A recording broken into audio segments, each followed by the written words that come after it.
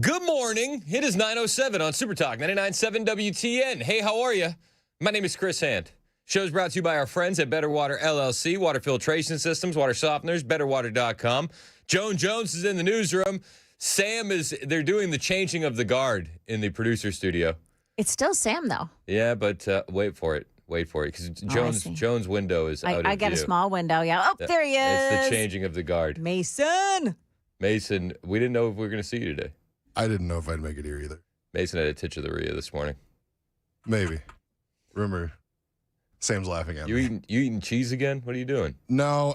So I had a doctor's appointment last week, and they're like, hey, we're going to try some new foods in your diet, see what happens, basically. Mason's got some belly issues. Yeah. So the cottage cheese wasn't doing it? I avoid cottage cheese like the plague. Oh. What's up with you and your producers and tummy issues? Dude, I don't know. I constantly, Mac was the exact same way. Does everybody remember Mac? Yeah, Mac, he was. Dude, Mac had the Rhea all the time. Mac would, disappear. I'd be in the middle. So this is, right when I started, too. So, I would be in the middle of a break, and then, Mac is just gone. And then it'd be, 21, and I'd be, 21 minutes past the hour is when we're supposed to end, and I'm, getting all nervous because I'm okay, I don't know how I'm going to stretch for another however many minutes I need.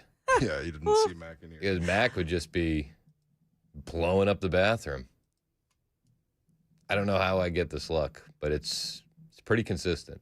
I don't leave during the breaks, though. No, you don't. He doesn't. I may go grab water or something, but credit to him. He just stands there writhing in pain. Yeah. Not all heroes wear capes. Well, we're glad you're here.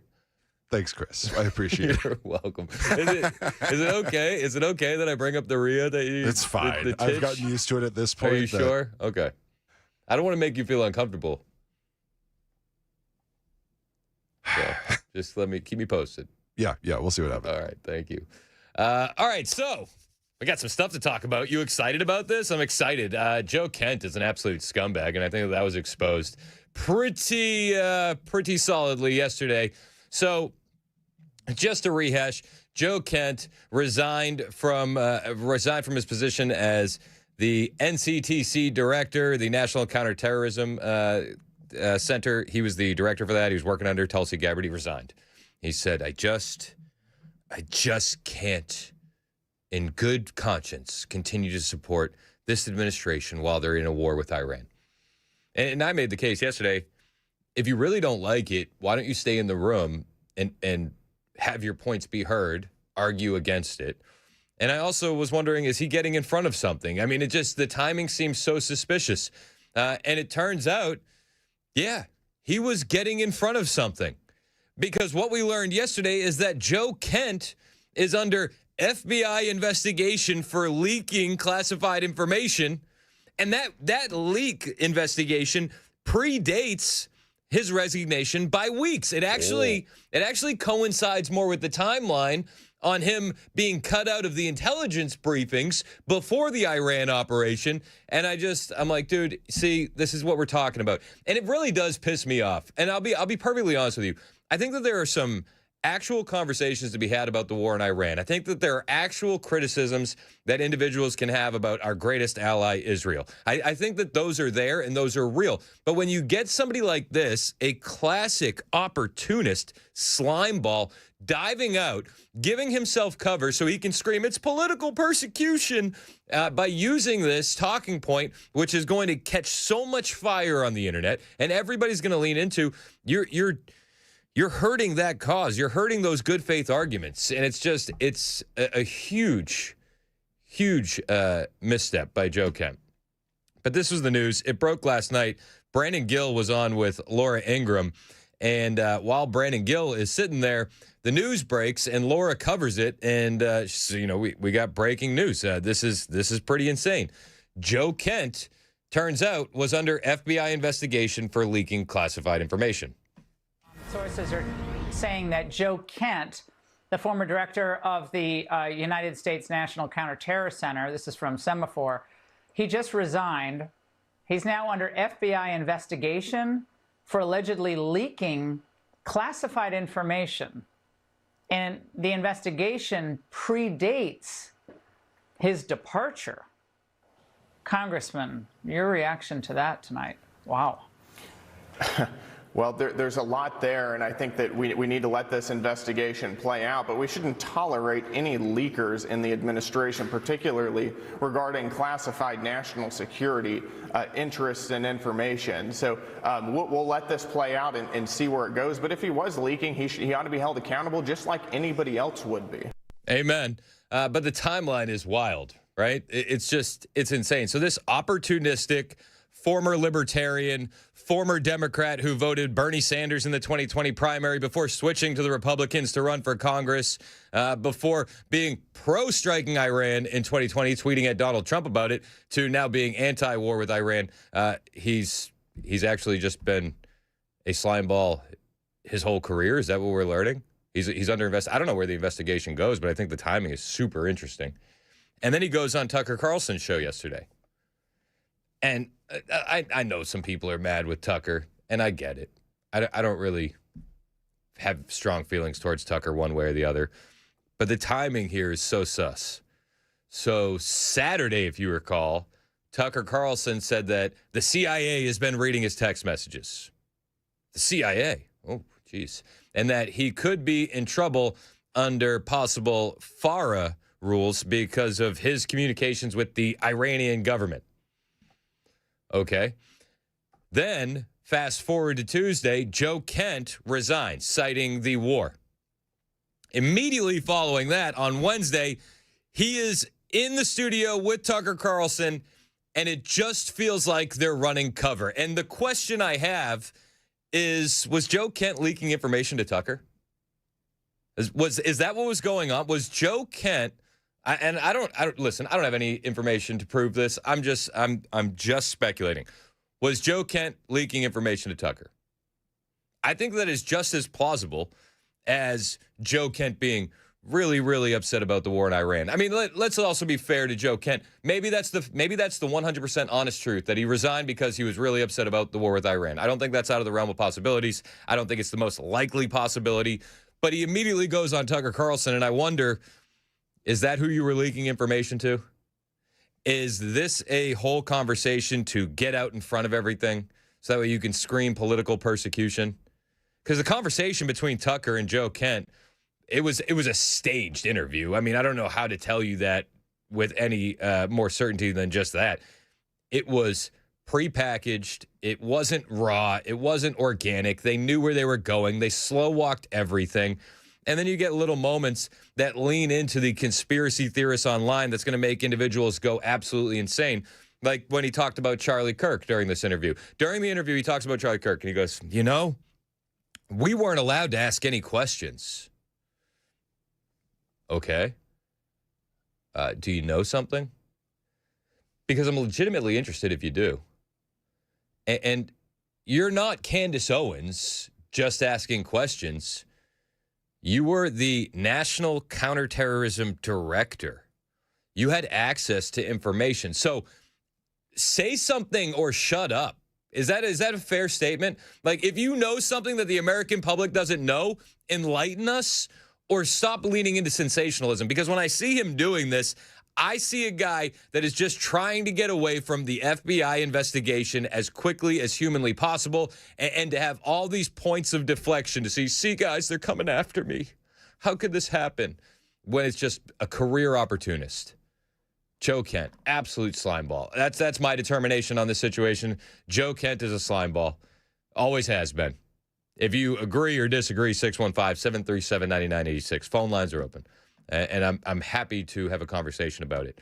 Tulsi Gabbard was asked about Joe Kent yesterday during her congressional hearing, and she said that he said a lot of things in the letter, but she doesn't blame Israel for getting us into that war.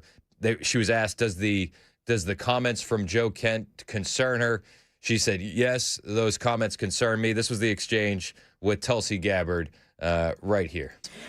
Thank you. I also wanted to ask this because this week there was a high-profile resignation of Director of National Counterterrorism Center. Now, I want to be clear from the outset. I've communicated directly with President Trump my support for Operation Epic Fury, and I was very not only disappointed, but how inappropriate this letter was. And I want to read a statement that, and get your personal assessment, whether you agree or disagree with that.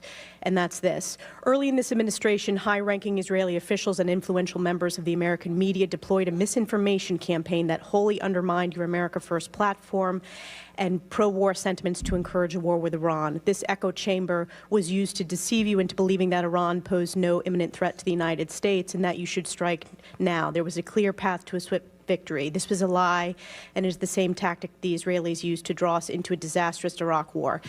Now, I cannot say how much I disagree with that statement. Do you agree or disagree with what this letter was put out by former Director Kent?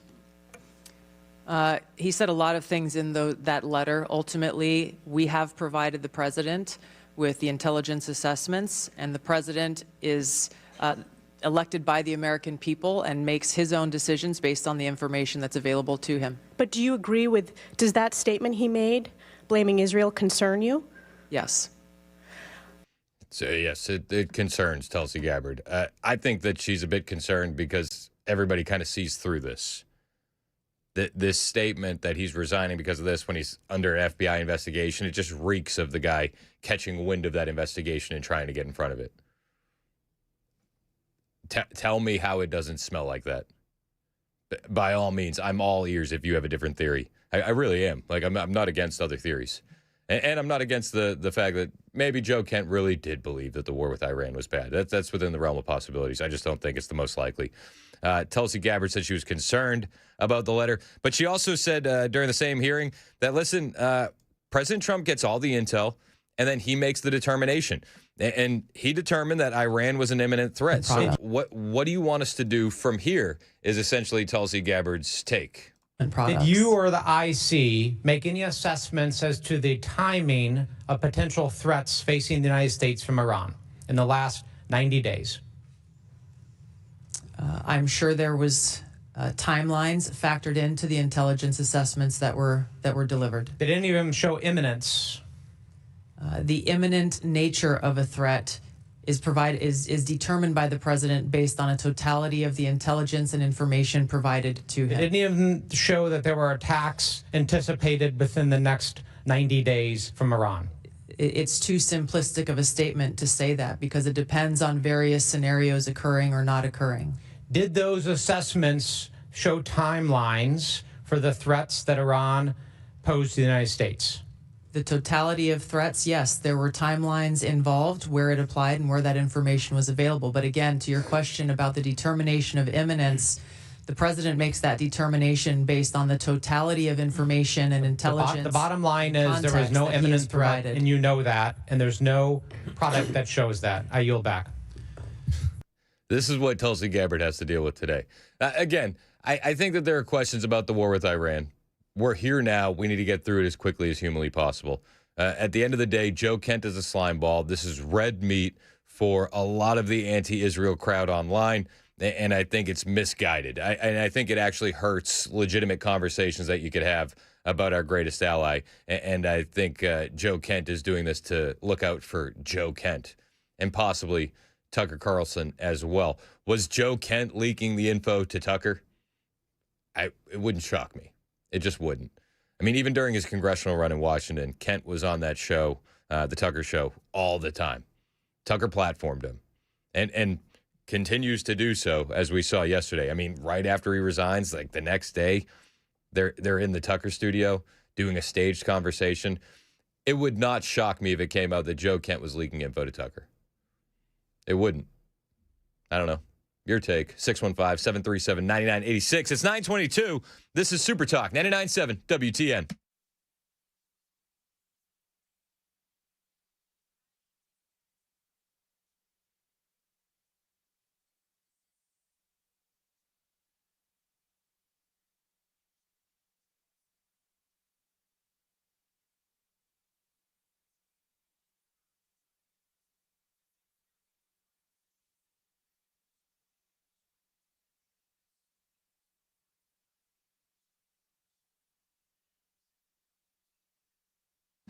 Hey, what's up? It's Chris Hand here for my friend Shane Ring over at Cover Nash. If you need health insurance, you know you can get health insurance and you don't have to wait for open enrollment. Waiting for open enrollment is a myth that the big guys want you to believe. It's not the reality. You can get insurance today, right now, no waiting and no gimmicks. Missed open enrollment, no problem. Lost your job coverage, we got you covered. If you're just sick of overpriced junk insurance, you're in the right place. 75 top-rated insurance companies work with Shane Ring and Cover Nash, and they can get you some amazing options like brand new nationwide PPO plans with deductibles as low as $250, flat $50 doctor visits, and free preventative care. Plans for individuals, families, self-employed, small businesses, you name it, Shane Ring has an insurance plan for you. Stop overpaying, stop waiting, and stop thinking you're stuck. You can go to covernash.com or pick up the phone and call Shane right now. 615-465-0023. That's 615-465-0023. Get health insurance on your terms, not the government's. Covernash.com.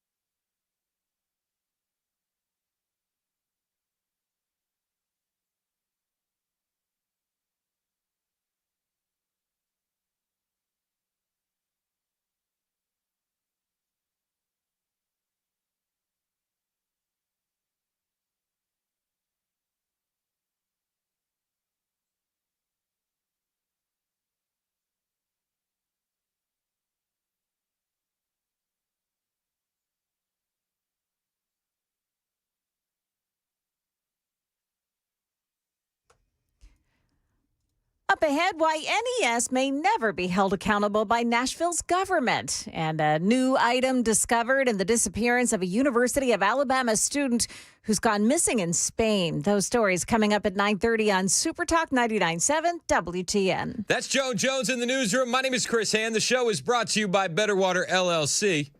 Water filtration systems, water softeners, betterwater.com. You can listen to us anywhere. iHeartRadio if you like Spanish ads. Tune in, the FM dial if you prefer them in English.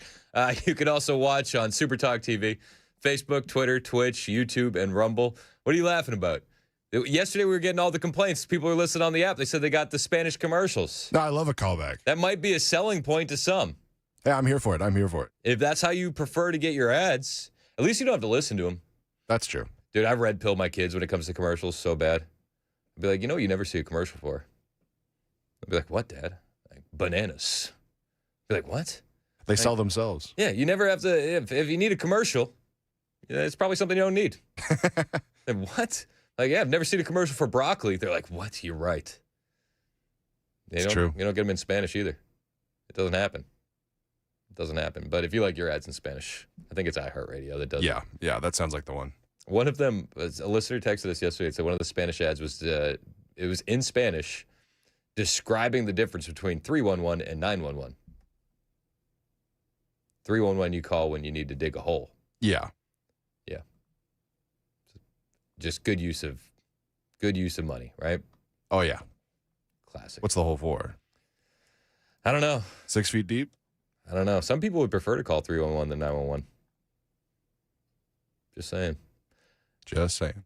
Stephen Miller, last night on the Laura Ingraham show, said, we're not taking any refugees from Iran. That's off the table. Love this statement. Nobody wants Iranian refugees here after this conflict. I mean, like, if we get into a conflict and all we get out of it is refugees, it's probably not a good deal. Stephen Miller. Stephen, to some of the other questions that I raised tonight, this one of a refugee crisis, which obviously that's not a military priority, but nevertheless, it's something that ultimately affects the region and can have spillover effects to the United States. We saw what happened when we brought in all these Afghan refugees. It's a disaster for the United States. What is the United States able to do to try to minimize any kind of refugee problem? Well, remember, there's not going to be a refugee problem for the United States. That is a promise and a guarantee. Let's remember, the Afghan refugees came to the United States because Joe Biden, or the Biden administration rather, put them onto an airplane, or many airplanes, and flew them here, right? One after the other, after the other, after the other. They didn't just magically end up in the United States. We flew them here. Refugees come to the United States because they are flown to the United States. You also, of course, have illegal immigrants, too, and those come to the United States across the southern border, which has been shut down. So no one is getting across the border illegally, and no refugees are going to be flown to the United States. Thank you, Stephen Miller, for your attention to this matter. We do appreciate it. No refugees coming in from Iran. Also, I wanted to clean something up. A lot of people on the text line saying it's actually 811 if you need to dig a hole. I did mention the ad was in Spanish, just to clarify. I don't know that. Thank you for your attention to this matter. 931 Super Talk 99.7 WTN.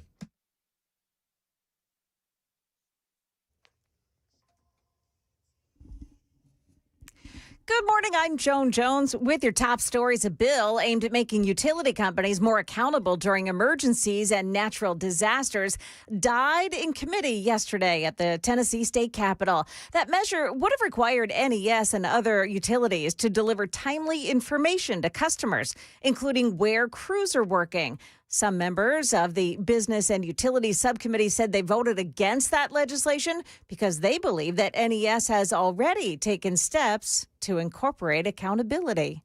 The wallet belonging to a missing University of Alabama student has turned up on a beach in Barcelona. but there's still no sign of him. Police say James Gracie was last seen around 3 a.m. Tuesday outside a popular nightclub. His mother says authorities have now recovered his phone, and a local newspaper reports police have obtained security footage of Gracie leaving the club with another person. Authorities launching a helicopter to search surrounding areas. They say no leads are being ruled out. Family members describe the 20-year-old as a kind, responsible, and devoted son and brother, visiting Spain for the first time. Friends are now handing out flyers, urging anyone with information to come forward. That's ABC's Hannah Battah. Happening on the House floor right now, Director of National Intelligence Tulsi Gabbard being questioned before the House Intelligence Committee. She was asked if she agrees with the allegations made in a letter that the U.S. was lured into the conflict with Iran by Israel. He said a lot of things in that letter. Ultimately, we have provided the president with the intelligence assessments, and the president is elected by the American people and makes his own decisions based on the information that's available to him. But do you agree with, does that statement he made, blaming Israel, concern you? Yes. Meantime, the U.S. and regional allies have deployed Apache helicopters in a mission to take down Iran's fleet of one-way attack drones. War Secretary Pete Hegseth saying that's a sign of the progress the U.S. is making in the conflict. That is the latest news. Weather is next. I'm Joan Jones, WTN News.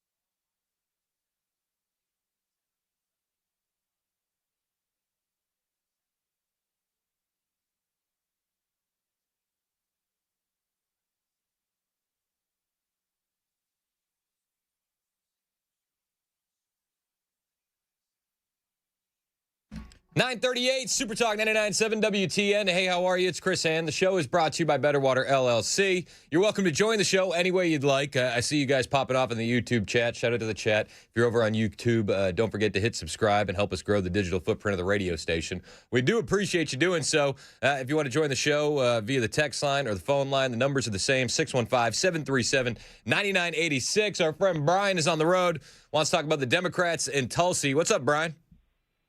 Hey, man, the funniest thing I took out of that yesterday, also Stephen Miller's comments, too, about flying in refugees. And Trump has just surrounded himself with geniuses.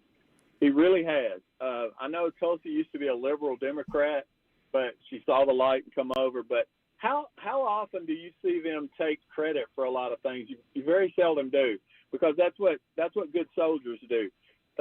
They give the general in charge, which is Trump in this case, his due. They say he makes the call, we carry out the duties, right? That's what soldiers do. Yep. And so it's so funny to see these stupid liberal Democrats just because they've got a ton of lawyers sitting behind them, those little wet behind the ears law school graduates or maybe even students telling them what to say up there in the questioning of our very competent cabinet members.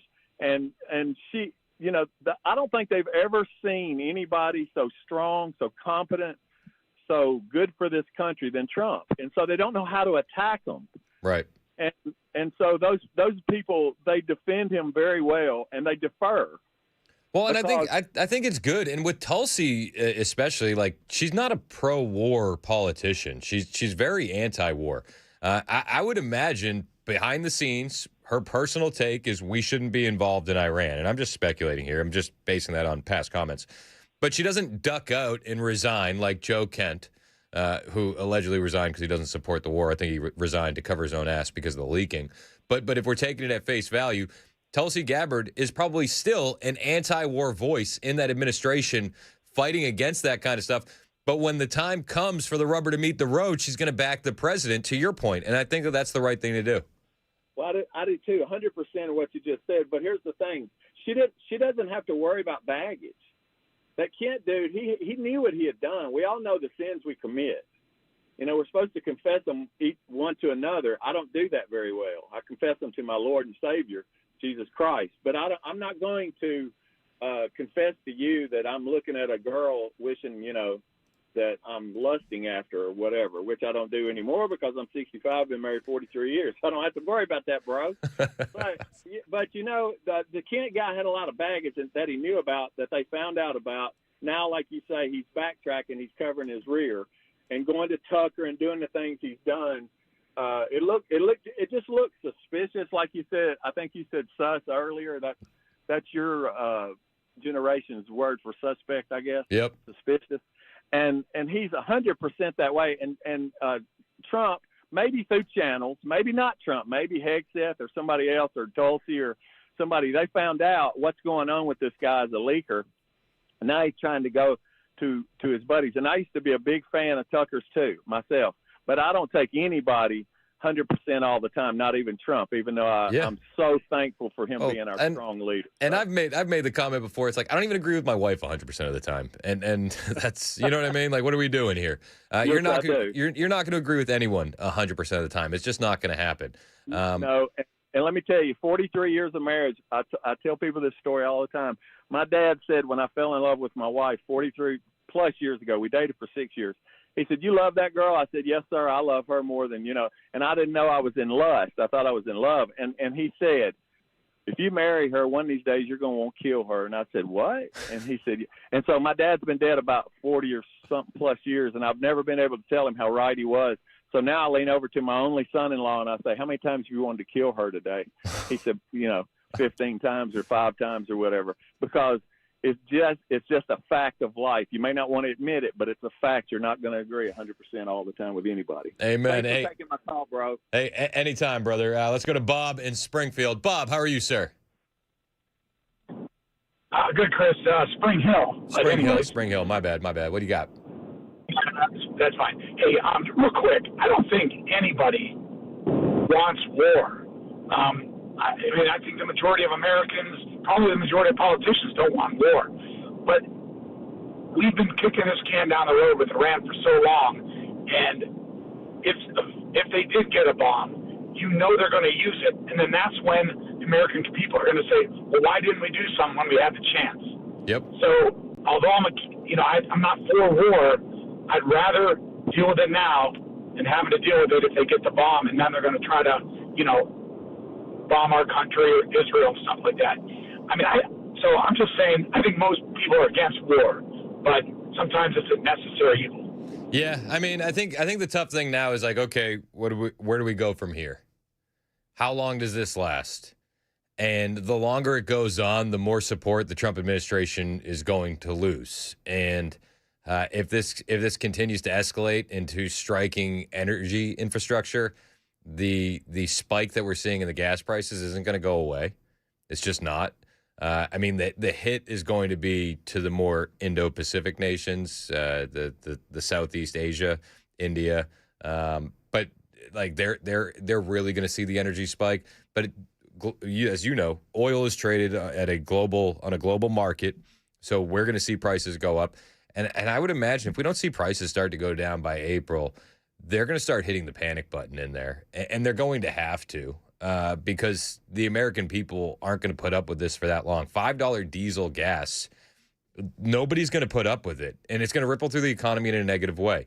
Now, if it is a blip on the radar and within a week or so we start seeing prices come down, I think the American public will forget the jump in gas prices come the midterms. But if we're still dealing with this in June, if this is still going on in the summer, nobody's going to forget it come midterms. And the Republicans are absolutely going to take it in the shorts. Like there's definitely some calculations going on behind the scenes. I'm like, okay, how do we get out of this? How do we get out of this and keep it looking like it was a victory? And just how do we cut bait and run? Like honestly, we need to get the Strait of Hormuz open, and we need to get energy prices back down, and then we need to figure out how to leave this conflict. We just have to before it escalates. And, with Israel striking those oil fields last night, the infrastructure and the president going on Truth Social and immediately saying, I didn't know that was coming. Israel was very angry. It's like, it seems like Israel continues to try to escalate it. And now the president's like, oh, crap, what do we do? What do we do? And then Qatar is getting hit. This is the thing. If they start going tit for tat on energy infrastructure, this stuff isn't going to get rebuilt overnight. You understand that, right? It's going to take a decade to pull them out of that hole. If that. It could be much longer. And then all of these nations are going to be feeling it. We're going to feel it too. How do we get out? The conversation is going to change around this conflict very, very quickly if the energy prices don't get under control and if the Strait of Hormuz doesn't open. I will say this, though. At least the administration isn't lying to us. At least this administration is being upfront and honest with us. J.D. Vance was in Michigan yesterday. He was kind of like on the campaign trail, and he acknowledged the gas prices, and he's like, guys, we're paying attention to this. We understand. We want it to be a temporary blip, and he has the right answers. He does nail it when he says, okay, like we know gas prices are up. We know people are hurting.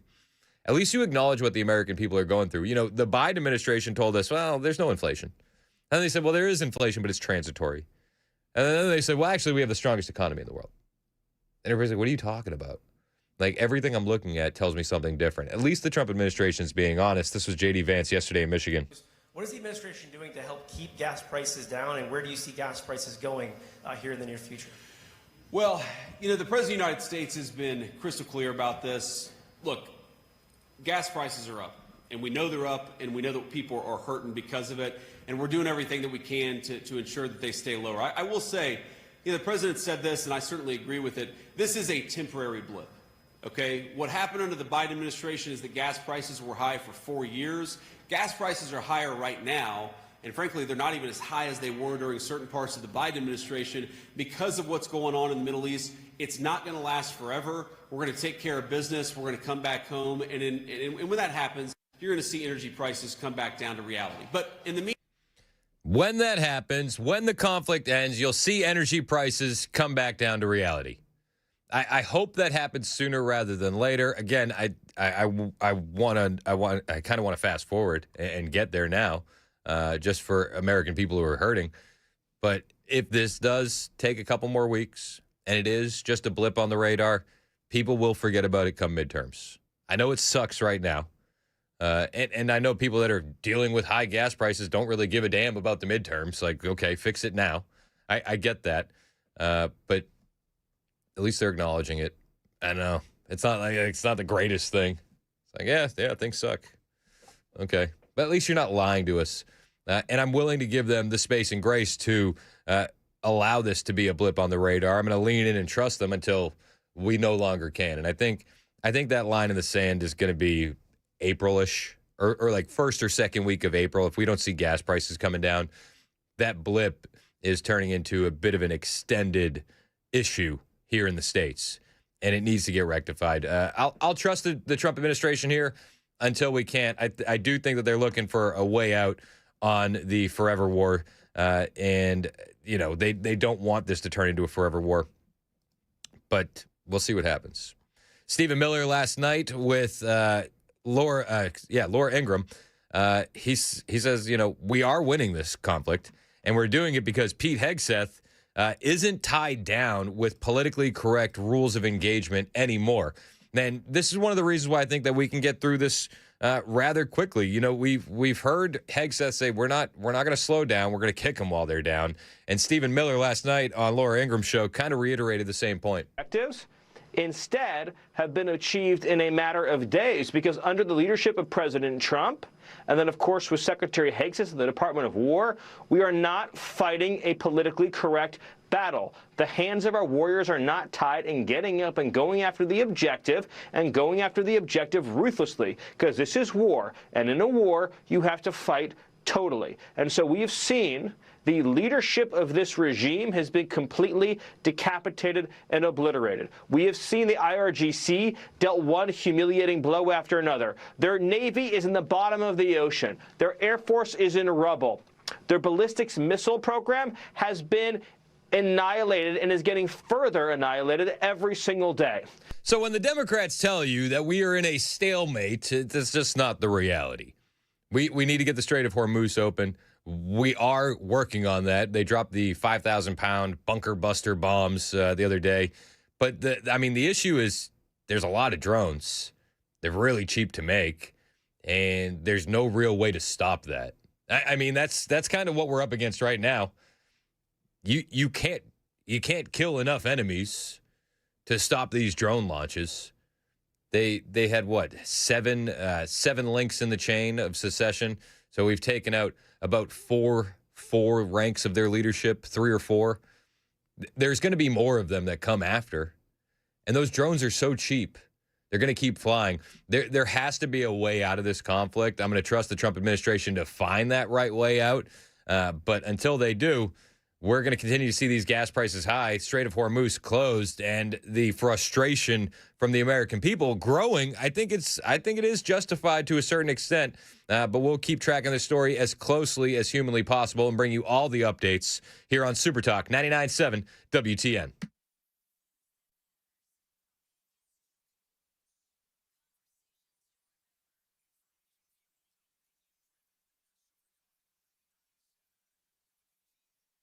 Hey, what's up? It's Chris Hand here for my friend Dr. Mitchell at the Wellness Institute of Nashville. If you're dealing with pain and you've been dealing with it for a long time, you know that you can get back to a pain-free life with just a phone call. No matter what kind of pain you're dealing with, back pain, neck pain, sciatica, herniated, bulging discs, maybe you got some spinal stenosis or numbness and weakness in your arms, legs, fingers, toes. You don't have to live this way.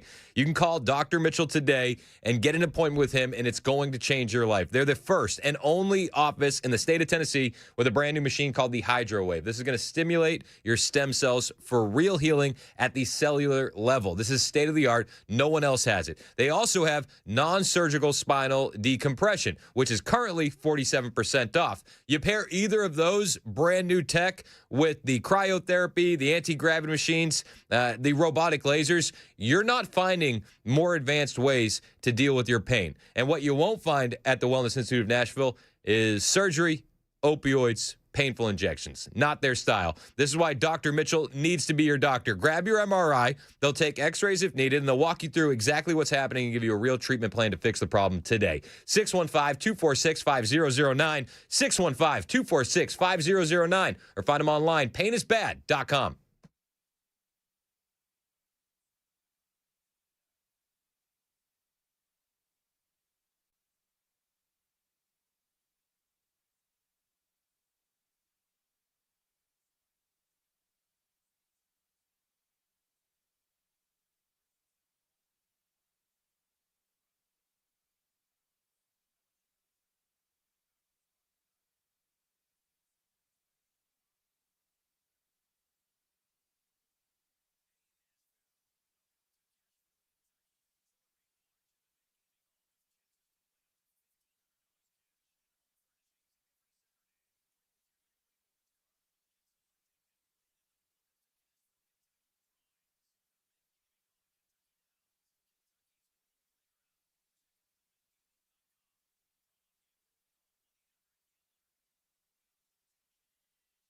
Hey, this is Pastor Al, and join us on Super Talk 99.7, Sunday evenings from 7 to 8. We're going to look at the news from a biblical perspective.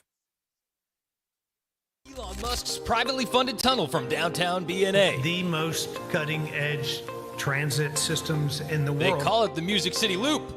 We call it the BNA hole. We've submitted a list of questions, and so we're looking forward to the opportunity to get answers. Questions like, how does a tunnel work? Or how can I be the biggest a-hole in the room without even trying? Because clearly, the fiscally responsible thing to do is to keep traffic backed up until every driver becomes an a-hole. The BNA hole. Zero cost to the taxpayers, and that's the real problem for the left. I kind of think that's on brand. Not enough opportunity to play tax collector a-hole. The BNA hole, where progress goes to upset liberals.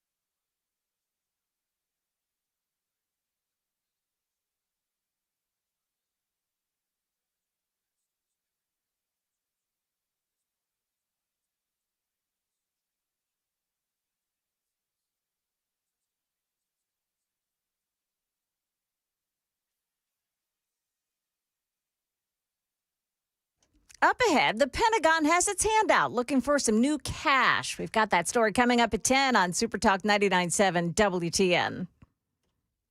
That's Joan Jones in the newsroom. My name is Chris Hand, 958 Super Talk 99.7 WTN. We got a lot to get to. Phone lines are open, 615-737-9986. CIA Director John Ratcliffe just testified under oath that, yes, Iran was developing a nuclear weapon prior to Operation Midnight Hammer, and they committed to continuing developing that before Epic Fury, and that they would have had the ability to develop missiles that could reach the U.S. homeland if left unchecked. This was John Ratcliffe, CIA Director, moments ago. Is the Iranian regime committed to America's destruction, in your opinion? Yes. Does the Iranian regime have American blood on their hands since its founding in 1979? Yes. Yeah. Has Iran plotted assassination attempts against Americans on American soil? Yep. Yes. President Trump. Was Iran developing a nuclear weapon prior to our military action last June? And did Iran remain committed to developing a nuclear weapon in the lead up to this conflict? Yes. So I want to clarify on that because there's been much talk about a fatwa against the development of a nuclear weapon. Can you come back to that 1 second? Let me finish yeah, these. you That's bet. okay. If left unchecked, do you think Iran would have the ability to develop missiles capable of reaching the United States? Yes. Did Israel force the U.S.'s hand and make us take action, as some have claimed? No. Director Gabbard, do you agree with the CIA's director's assessment on that last question in particular? Yeah, one of the big topics of conversation today has been, they had a fatwa. Did you know that? They had a fatwa. They said, we can't develop nuclear weapons. We have a fatwa against it. I don't know. The only time I've heard the word fatwa other than this was in Curb Your Enthusiasm when they had a fatwa on Larry. Do you remember that? I remember that. So the fatwa apparently says we can't make nuclear weapons. That's weird. What's with all the uranium then? It's 10 o'clock. Super Talk 99.7 WTN.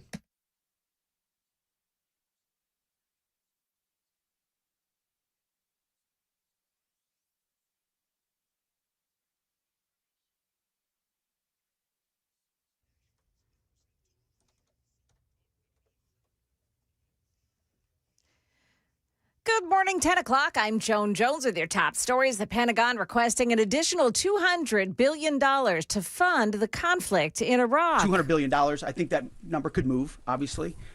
It takes money to kill bad guys. So we're going back to Congress and our folks there to ensure that we're properly funded for what's been done, for what we may have to do in the future, ensure that our ammunition is everything's refilled, and not just refilled, but above and beyond. War Secretary Pete Hegseth there. The ask from the Pentagon comes as the U.S.-Israeli war against Iran is well into its third week, with both militaries continuing to hit thousands of Iranian targets, including ballistic missile launch sites and drone manufacturing posts. The Senate Homeland Committee voted 8-7 to advance Mark Wayne Mullen's nomination to be DHS Secretary to the full Senate now. Rand Paul was the only Republican to vote no. John Fetterman, the only Democrat to vote yes. It comes after the heated hearings on Capitol Hill yesterday. Fellow Republican Rand Paul accusing Mullen of having, quote, anger issues. Paul, the chairman of the Senate Homeland Security Committee, then queuing up a video of Mullen, a former MMA fighter, challenging a union leader to a brawl in the middle of a Senate hearing. Mullen assuring the committee the two have moved on, that union leader sitting behind him.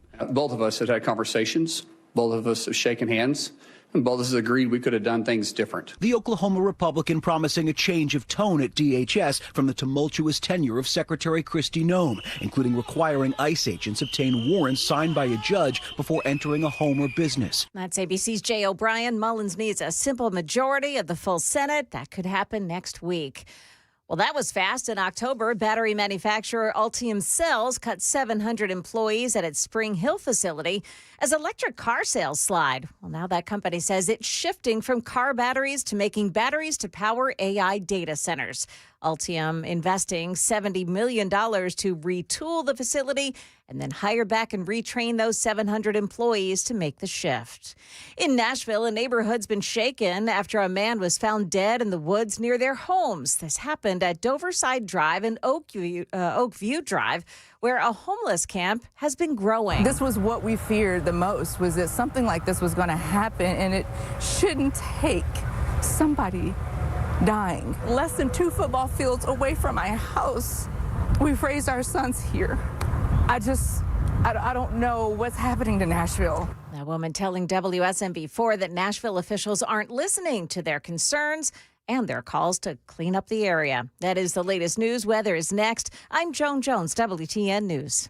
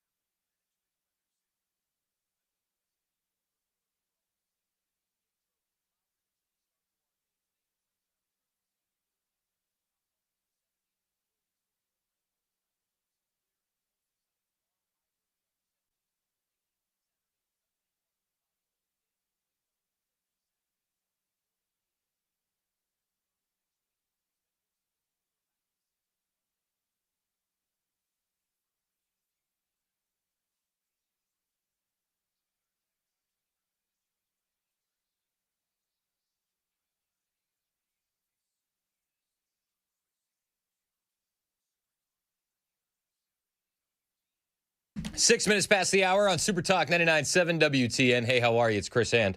Show's brought to you by Better Water LLC. Water filtration systems, water softeners, betterwater.com. You can watch the show, Super Talk TV, up and running.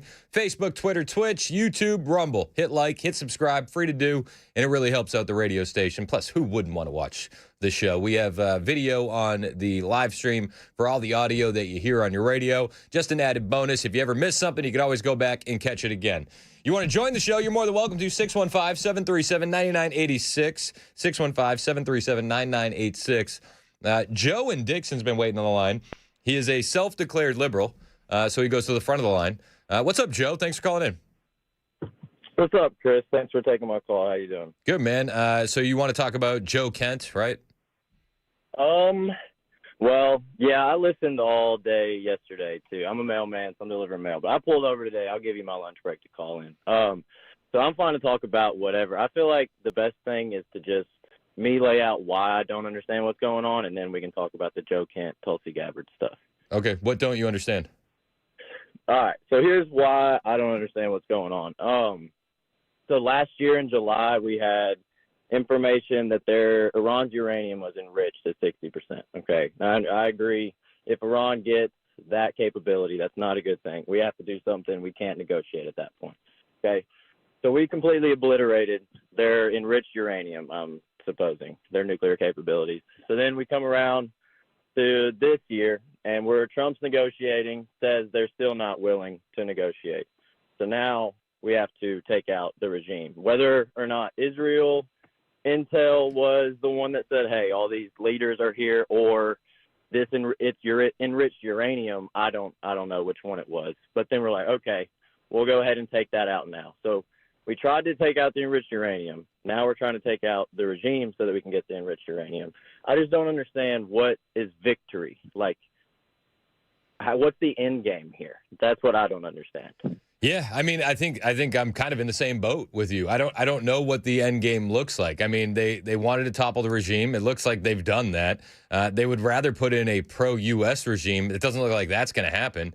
And if you're going to really have that pure regime change, you would need boots on the ground, which the overwhelming amount of Americans don't support. So we're kind of in like this weird in-between where it's like, okay, how do we stop this and get to declare victory at the exact same time? Now, maybe that means a smaller scale invasion of Karg Island, but then you'd be putting, your Marines right in the way of all the drones that they could be launching over there.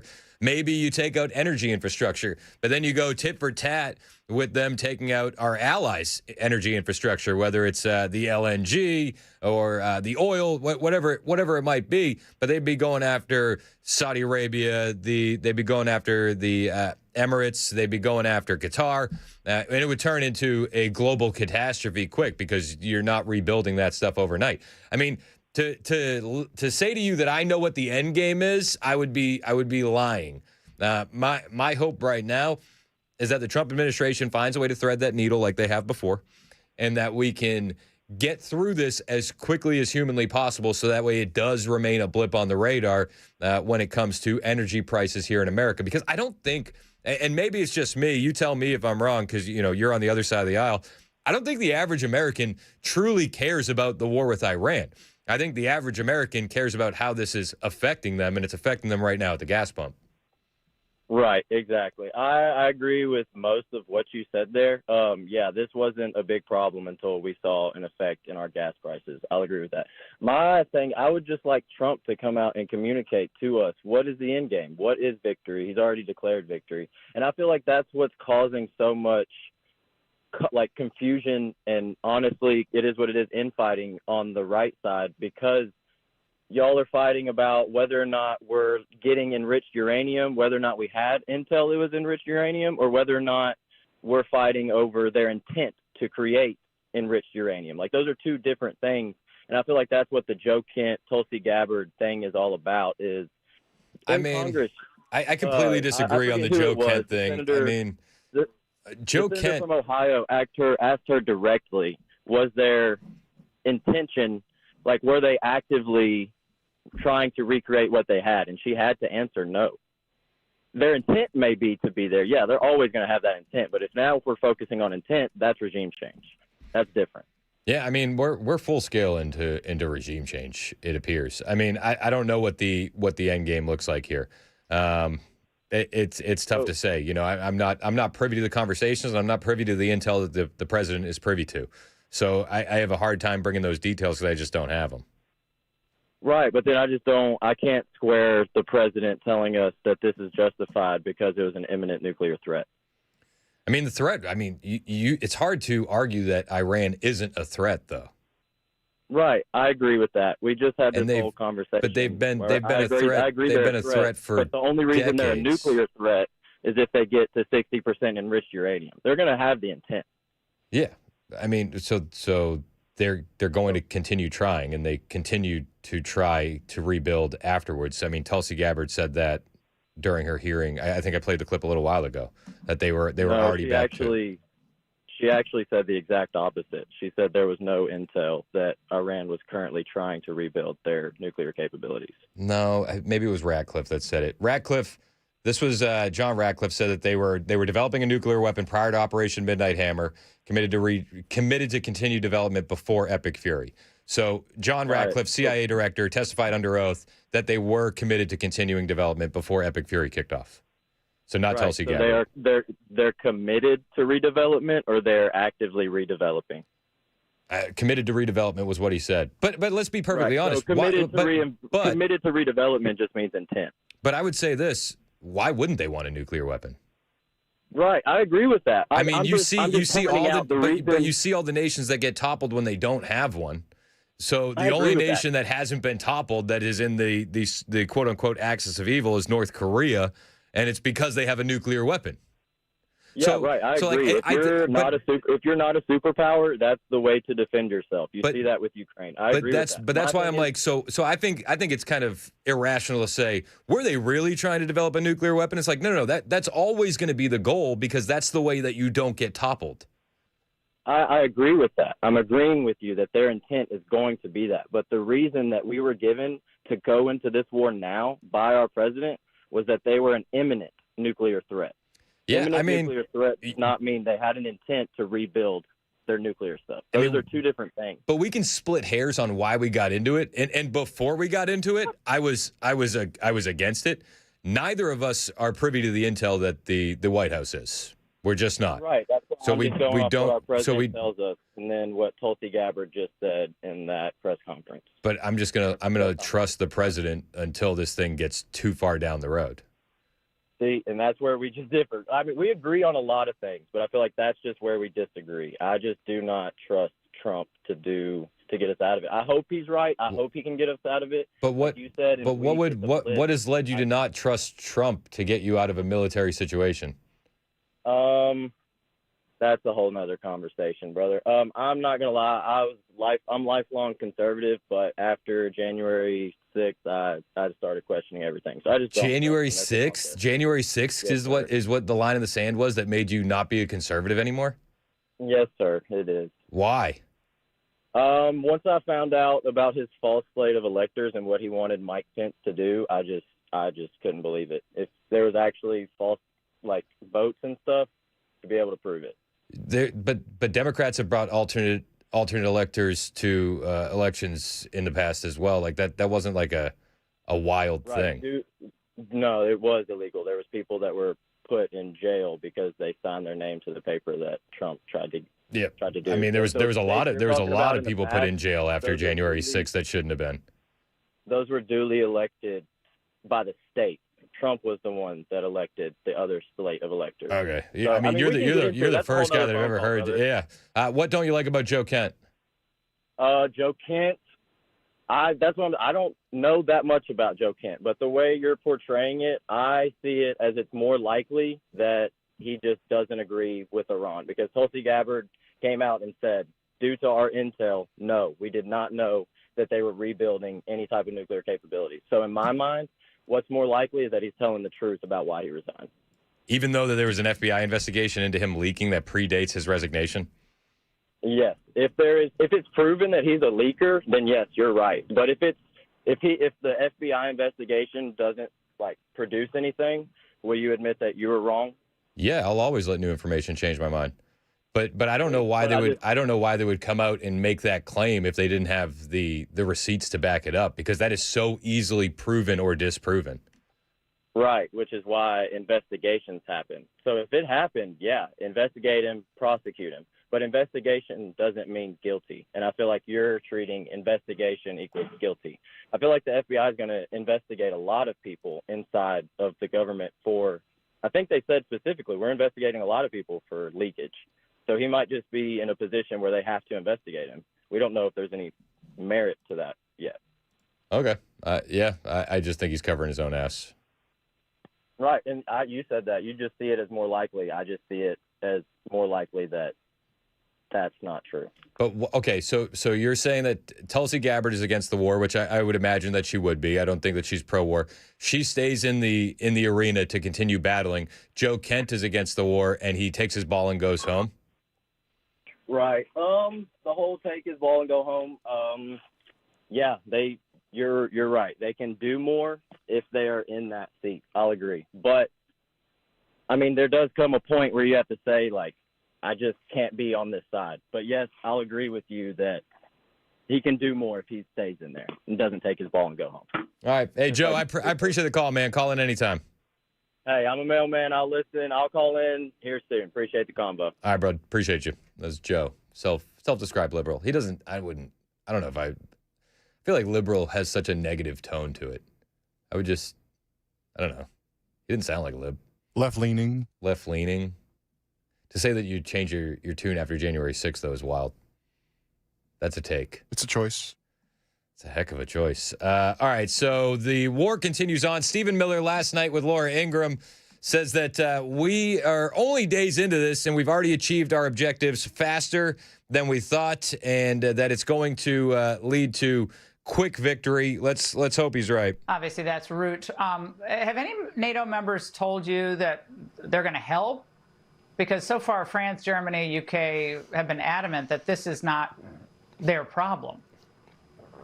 Well, look, President Trump's been very clear in his views about the NATO alliance and his views about European countries' willingness to step up, especially after everything that we have done in Ukraine, a nation that, yes, was invaded, but is far closer to Europe than it is to the United States of America. We have a giant ocean between us, as President Trump says.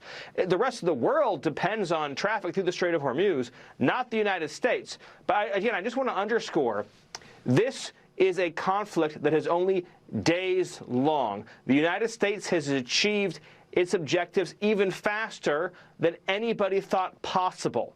President Trump was aware of and has calculated through every permutation and every degree of strategy. This has been by far the most overwhelming victory based on the objectives. So in other words, victory over the Navy, victory over the Air Force, victory over the missile launchers, in terms of each individual military objective ahead of schedule.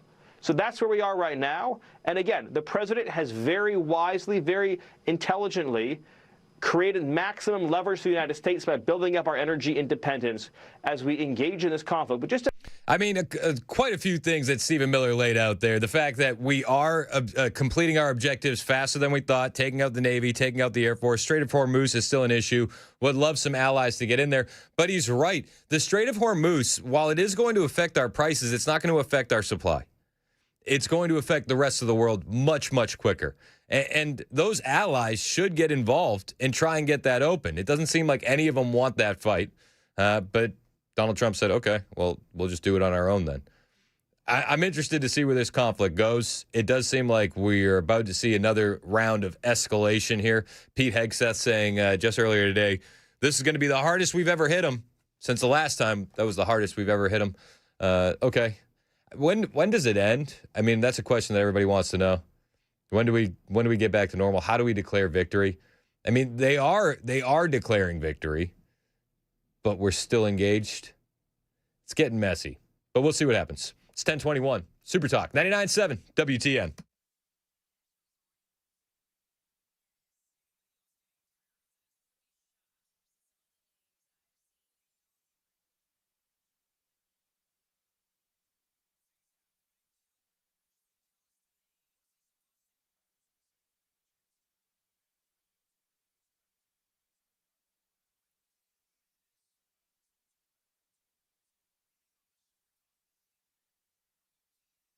Chris Hand here for my friends at Busy Bee Plumbing, Heating, and Cooling. You want a team that's going to show up, fix your stuff the right way, fix it fast, and treat you like family. Well, that's Busy Bee Plumbing, Heating, and Cooling. Your trusted pros for total home comfort. If you've been kicking the can down the road since last summer, the AC stopped working, and it was September, and, you know, there was some warm days, but there were some cool days, so we just figured, we'll wait. Well, we're fast approaching hot temperatures again. They're not going to go anywhere. Once they get here, you are going to be regretting not replacing that HVAC unit. Now's the perfect time to do it. If you replace your HVAC unit with a 16-SEER high-efficiency system, you're going to get some TVA rebates that will save you a lot of money. And the best part is, Busy Bee Plumbing, Heating, and Cooling are going to file all the rebates for you. You don't have to touch the paperwork. They're also going to hook you up with a free Yeti Tundra 45 cooler when you upgrade, or if you get a whole home repipe. Maybe your HVAC is good, but the plumbing needs some help. You can still land that cooler. Even better, you can save some real money with the Beehive Club membership, priority scheduling, discounted repairs, free annual HVAC and plumbing checks, extended warranties, and that peace of mind knowing your equipment is always running at its best. It's the easiest way to save money, avoid breakdowns, and protect your home with Busy Bee Plumbing, Heating, and Cooling. 615-775-7833. 615-775-7833. BusyBeeHVAC.com.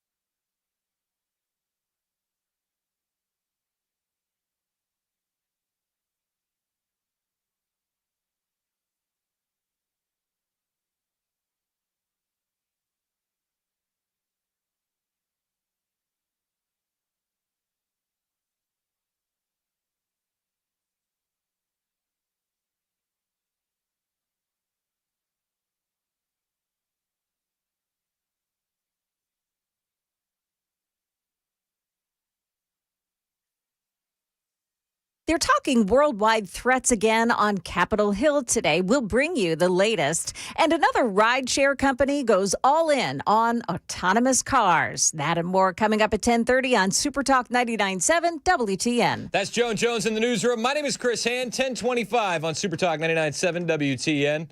I feel like we should move off. We could do Iran all day, don't you think? I feel like we could do Iran all day. Yeah. And we'll probably do Iran again tomorrow. It does feel like Groundhog's Day with the news. Just a I know little bit. I've said that before. But it's like Iran, government shutdown, Save America Act. Yeah, there's so much going on, but it is very repetitive because there's no advancement in what's being talked about currently. It's crazy, man. Let's talk about the government shutdown for a second. Let's do that, shall we? Hold on, let me find it in my notes. I had some stuff. Oh, dude, so Senator John Kennedy, he actually has revealed that he filed something to block senators' pay during government shutdowns. But do you know who's standing in his way? John Thune. John Thune. That's our Senate Majority Leader. The highly respected, just greatly acclaimed John Thune. Let's listen to John Kennedy. About your legislation to withhold senators' pay during a shutdown. I know I've asked you a few times. Do you think there's any way we can move this bill forward? Unanimous consent even, and just see who objects to it. Well, my bill came out of the Rules Committee unanimously. The only thing stopping it from passing, I'm not saying everybody will vote for it, but I think most senators will, is Senator Thune's got to bring it to the floor. And because it's in the form of a resolution, you can't really, it's difficult to put it on another bill. And so I've chased John like he stole Thanksgiving to try to get him to do it. But so far he hadn't agreed, but I'll keep pounding him.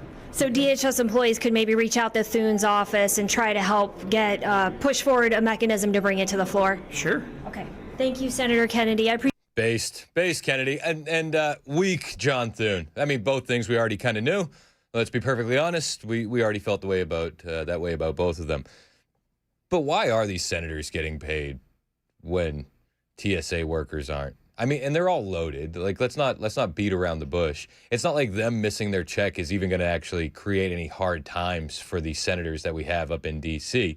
But while they're using this shutdown as a political football once again, it is hurting real Americans. There was actually a TSA worker, and I don't know, you tell me. I'm looking at her, and she looks like Drew Carey with a fro. Like from the Drew Carey show back in the 90s. Do you remember that show? Oh, I know what you're talking about. Okay, so she looks like Drew Carey with a fro.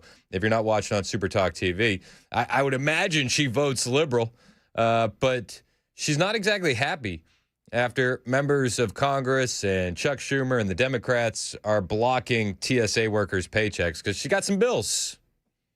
It does not feel great to know that you're doing your job. You're getting paid and I am not. Did you know that while members of Congress are still getting paid, TSA officers are not? I can't help but notice that we are at Reagan National Airport, which is a very unique airport in that it is the airport that most members of Congress use. This is true. Can you tell me what it's like seeing members of Congress pass through your security lanes? They are paid. It's up to them on both sides of the aisle to get you paid. Can you tell me what it's like to see them pass by? It's one of those things where you realize, like, you're coming through and I want to ask you questions and I want to have that conversation with you, but it's not the time for it. But it's like, do you see me? Do you see that I'm showing up every day? Do you see that I'm doing the work, that I'm putting in the effort, and there's still no change for me? Blame the left. That's what I would tell you. Blame the Democrats, and they shouldn't be getting paid. If the government shuts down, members of Congress should not be getting paid. It's just bogus. This is used as a weapon. Real families are caught in the crossfire. They're being hurt. Again, this woman probably votes left, but at the end of the day, all government employees in this sector, the DHS area, they're not getting paid, whether they vote left or whether they vote right, and that's not okay. It's 10:30, Super Talk 99.7 WTN.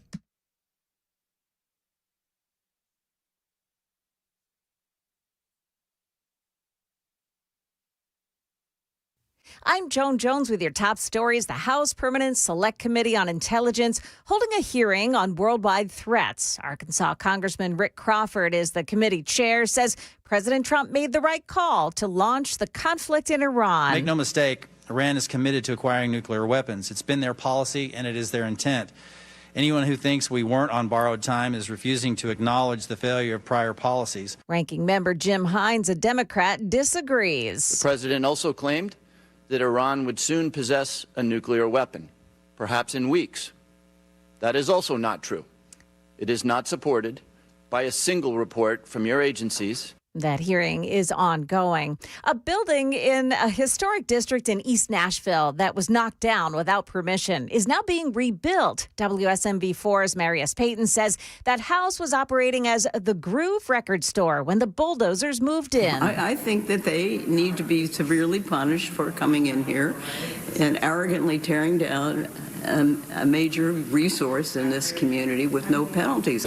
At 1103 Calvin Avenue, we're ill-informed, we're reckless. The property owner appeared at Metro Historic Zoning Commission yesterday seeking a permit and forgiveness.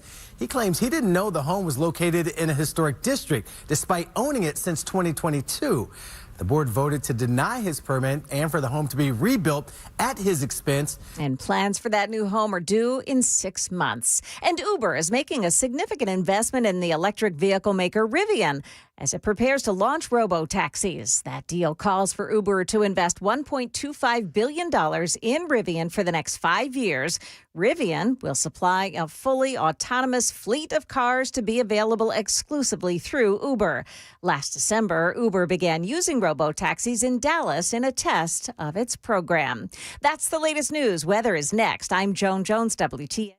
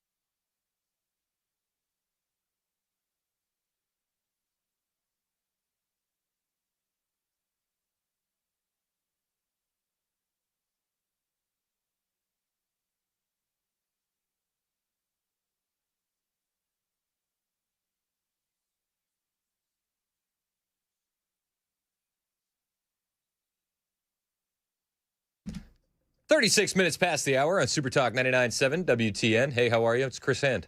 Show's brought to you by our friends at Better Water LLC, water filtration systems, water softeners, betterwater.com. You can listen to the show anywhere. iHeart, TuneIn, the FM dial. Some apps come with Spanish ads, some don't. Figure it out. I keep people were saying I got it wrong. The other apps have Spanish. Well, how come we never get any like Swedish commercials? Isn't that weird? We'd be killing it if we got some Egyptian commercials. Like some Dutch. Have you ever heard them with the little clip-clop language that they got over there? Mm-mm. It's weird. I worked with a Dutch guy. Interesting. And it's like you ever hear horses walking?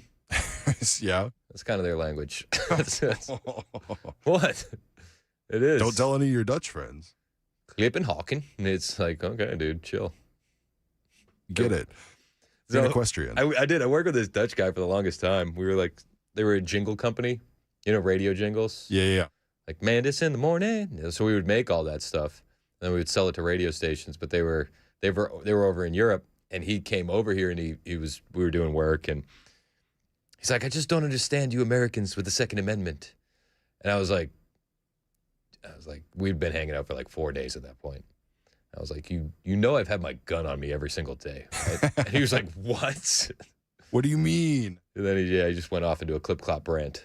So, hey, I got some big news. We hit a new high score as a country. The U.S. national debt has just reached $39 trillion. That was all that was left in the budget for celebrations. Yeah. I wanted to do a balloon drop, and they said we're $39 trillion in debt. We can't. We can't afford that. Can't do the balloon drop. They said, would you like this used birthday horn? And I said yes. It's like, it's bad because like the end of that like cardboard tip is getting soggy. Yeah. Like, not sure who's used that before you. But it's been used before? Yeah. But we needed some way to celebrate being $39 trillion in debt. So we got the horn. You shouldn't have given this to me. Dude, it's a good one, right? That's a good one. That's the new hotkey. So whenever we mention the national debt, which, I mean, I feel like we're going to be mentioning it a lot more. We just crossed into the 38 trillion territory 140 days ago. Yep. So it's going to get faster and faster and faster. And we're now at 39 trillion. So we have a horn. Everybody's excited. Love it. The U.S. national debt reached another historic milestone on Wednesday as it surpassed 39 trillion. That's when I need the horn. For the first time as the federal government's persistent budget deficits send the debt soaring higher. New data from the Treasury Department released on Wednesday showed that the gross national debt reached $39,662,762,910,245 as of March 17th. It's exciting stuff. People are, we didn't think we could do it, but we did it. Hats off to you. We're defying expectations. When we get to 40 trillion, we should use a whoopee cushion. There we go. I like that. I don't know. I like the used kind of weakened cardboard birthday horn. You've had kids. You know what I'm talking about. Know what you've been blowing on that horn way too long, dude. Like pieces of cardboard are in your mouth from it. And it's like made with recycled Chinese newspapers. It's like, what are you doing? It's gross. It's not food. It's not food. 39 trillion. 39 trillion. If you prefer seeing this in a graph and you're watching us on Super Talk TV, the graph looks like this. Just straight up. Yes. Like this. For those listening, there is no graph. It is just Chris's arm. I'm just doing my arm. I'm just doing my arm like straight up. If I didn't want to do it like this, then people say that I'm just illustrating a graph. Clip that. I promise. That is not a salute of anything other than the graph. Michael A. Peterson, CEO of the nonpartisan Peter G. Peterson Foundation, told Fox Business that the latest national debt milestone is actually an opportunity for Americans to recognize this alarming rate of growth and the significant financial burden we're putting on the next generation. You know, if there's one thing I've learned from the boomer generation, it's that my kids can pay for this. So that'll be great. Don't worry. My grandkids got this. At least they know what their money will be going towards. Yeah. Yep. Just wars and bombs. And illegal aliens.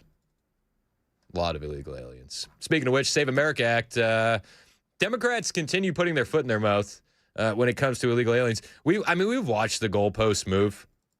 And they went from saying illegal aliens don't vote. This is already against the law, obviously, to now it's, well, not enough illegal aliens vote to make a difference, okay? And then pretty soon, in about 6 months, we'll probably be at the point where they go, sure, illegal aliens are voting, but here's why it's a good thing. We're almost there. But Chuck Schumer yesterday, while going at it about the Save America Act, said on the floor, yeah, illegal aliens do vote in our elections. The core of the bill is handing the voter rolls over to DHS, putting them through an algorithm designed by Moj and Musk. Wait, who? It's going to go through an algorithm designed by who? Musk. Oh. That supposedly knocks out illegal immigrants from voting. But the evidence is almost no illegal immigrants vote. Oh, he almost said very few. Did you see that? He almost said very few illegal aliens. Well, the evidence shows barely any. It's barely any. Okay. Moj. I'm a big fan of Moj. Who doesn't like the effort of Moj? Moj making moves. We love Moj. Them designed by Moj and Musk. God bless Moj. Algorithm designed by Moj and Musk. And probably big balls. It was Moj and Musk and big balls. And we can't keep letting them get away with this. Chuck Schumer wasn't the only Democrat that admitted that illegal aliens vote while fighting against the Save America Act, which would make it so that way you can't register to vote without proper documentation that you are a citizen. No more honor system like in California and in New York. It would require voter ID when you show up to cast your ballot, and it would restrict mail-in ballots. It makes a lot of sense, especially when we see what happens throughout the country. But the fight against it is it would disenfranchise women, it would disenfranchise black people, and also illegal aliens aren't voting that much. 8.2 million people registered to vote in Georgia. The Republican Secretary of State found 20 instances of non-citizens who were registered, and only 9 had ever attempted to vote. And the majority did so before 2012. This is a solution in search of a problem that does not exist. That was Senator Raphael Warnock out of Georgia, also admitting illegal aliens vote in elections. And now they're spinning it. They're like, oh, it's nothing. It's nothing. It's come on, guys. What are we doing here? But they're admitting it. They're saying the quiet part out loud, the part that we all know. Illegal aliens are voting in federal elections. It's got to stop. And the Save America Act would do just that. Raphael Warnock, he's a little bit more eloquent than our friend Chuck Schumer, who's worried about Moj and Dusk and all those efforts with big balls. But, the point remains, the Democrats consistently admit exactly what we're trying to stop. Illegal aliens are voting in these elections. John Thune, he did an interview last night on Fox News, and Thune, he's got to be one of the weakest Republicans that we have. He is continuing to drag his feet. He's moving the talking points now. He's like, well, we could get this done if some Democrats would vote with us. Well, I think what obviously he wants to see it pass, and we all do, Martha. The question is, are the votes there? And we won't know that until we get to a final vote. But it's going to assume that there are some Democrats who will vote with us. And it's possible that they will be persuaded over the course of the debate. It's a very indefensible position, in my view, to say that non-citizens ought to be able to vote in American elections. But that seems to be the position that they've adopted at the moment. And it seems to be the position of John Thune that unless some Democrats change their position and come over and vote with us so we get to that 60-vote threshold, that nothing's going to happen. And there are ways to do this without the 60-vote threshold. You can nuke the filibuster. You can go with the talking, standing filibuster. But John Thune doesn't seem to want to do any of those options. To people watching this process who want to know why the Senate has a majority Republicans and they can't pass it. Right. Well, that's obviously, that would be the rules of the Senate, which means it requires 60. That's the supermajority requirement that we have in the Senate to pass most consequential legislation. The exception to that, of course, is budget reconciliation, which we used last summer to pass the Working Families Tax Cuts Act. But as a 60-vote threshold, Martha, that is the thing that people should understand about the way the Senate works. And in order to get around the 60-vote threshold, you would have to nuke the legislative filibuster, and there aren't the votes for that. I've said that over and over and over again. And so it's a math issue. It isn't whether I want to do this or a question of leadership. It's a question of you have 53 Senate Republicans, all of whom have their own views on these issues, and they decide how they vote. So John Thune, man, what a piece of work. You could always go the nuclear option. This is the common path discussed when people say we got to nuke the filibuster. It uses a point of order, appeal to reinterpret the rules, and establishes a new precedent. The majority leader or another senator raises a point of order that cloture on legislation requires only a simple majority. The presiding officer rules against it following current precedent. Then the majority then appeals the ruling, and a simple majority vote overturns the chair's decision. This creates binding precedent, lowering the cloture threshold to a simple majority, 51 or 50 plus the vice president tiebreaker if needed. Precedent already exists. It's been done.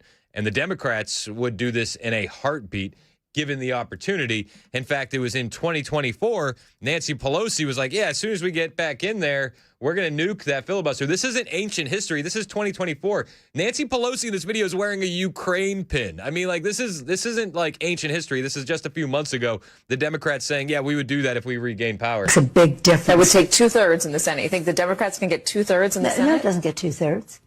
No, it doesn't. I mean, 60 votes is the Senate now, but if we win 50 plus 1 in the Senate, 50 plus the vice president, we can overturn the 60-vote rule. The filibuster. The filibuster, and pass it with a 51-vote margin. And that's what we need to do. So Nancy Pelosi was more gung-ho on getting her party's priorities done than John Thune is about getting his party's priorities done. Well, because Senate tradition, obviously. We got rules, guys. We got precedent. We got to, oh, come on, man. Come on, man. Let's go to John on the road. Wants to talk about the SAVE Act. And, John, did you tell Mason that you lean to the left a little bit? I do. All right, cool. Yeah, I have you on speakerphone. Is my volume and clarity acceptable? Yeah, you're good, man. What do you got? What are your thoughts? Well, let's face it. The SAVE Act is voter suppression. How? Any way you want to look at it. How? How? Because it makes it harder to vote. For who? For any women, anybody that's a naturalized citizen. How? Because you need more documentation. Why is that a bad thing? Well, why is it a good thing? 1/10 of 1,000 of illegals have votes. To prove that you are who you say you are. You know that you don't. You know it's like the honor system to register to vote in California and New York. You don't even have to present an ID. You just have to check a box, right? I do, but we're talking about a Los Angeles Dodgers game with 70,000 people, and 2 of them snuck in, and you want to get everybody to be back in line to get tickets. Why are you against that? I feel, John, disenfranchised knowing that an illegal alien could cancel out my I've heard vote. you in the past, and I understand your position, but this is not about voting. This is about getting the roles. Do you think that naturalized citizens and women are too dumb to find that additional paperwork to register themselves to vote? I'm 70-some years old. I wouldn't even know where my birth certificate was. You don't have anybody in your life that could help you access a computer and find it online? Well, now all of a sudden you're making it way harder to vote. Do you have a passport? I do, but I Perfect. don't know. That's actually all you need. Well, it's a long time, but I would like to move on to something. You said something an hour ago. Hold on 1 sec. I'm still just having a hard time wondering why my being disenfranchised to vote because illegal aliens are voting in federal elections is not held to the same level as somebody needing extra paperwork to register to vote. My vote's being canceled out. Their vote is not. They would just need to prove who they are to register. Well, like I said, 2 people snuck into the Dodgers game last night. I find that irrelevant. You find that material. That's where we're at, Chris. I don't know why you guys fight against this stuff. It just seems so silly. If you're saying that it barely happens, then what's the issue? Why can't we just get this over the finish line? Well, senators don't want to because they feel that their constituents are being disparaged in their ability to vote. That's why it's not passing. That's why? Yeah, we'll take it up with your senators. The lady in Alaska, I believe the lady in Maine. It has nothing to do with the fact that illegal aliens are voting in federal elections or that the ballot harvesting initiatives absolutely impacted the 2020 election. It has nothing to do with mail-in ballot fraud. The Dodgers game out of 70,000. I mean, I think you are so oversimplifying it. Like that's not the reality of the situation. No, I mean it's not 2 out of 70,000. All right, it's 9 then. 6 months ago, you would have probably had the talking point of illegal aliens don't vote at all. Well, 2 years ago, Utah did a study out of 2.1 million votes. They found 4 that were cast by illegal immigrants. 4 that shouldn't have been. It canceled out 4 American votes, and it wouldn't have happened if the SAVE Act was in place. Well, one last point, if I may. You said about an hour ago that you trusted Trump. Yes, sir. And what do you base that on? His body of work. The bankruptcies, the continued abusement of women, the lying incessantly. So the bankruptcies is hilarious. Just let me start with the bankruptcies. Have you ever filed bankruptcy? I have one time. Did you become a billionaire? Did you become a billionaire after? Trump was a billionaire long before he declared a bankruptcy. Oh. He inherited. So the bankruptcy that you're using against him, you understand, was a business decision. Yes, he screwed over his partners, essentially. Sure. Let's take your word for it. He screwed them over. So he reconsolidated his debt via a bankruptcy, and you're mad at him for it. No, he didn't pay any. On the abusing women. Let's just move on. I think that's an asinine point. Name them. Stormy Daniels.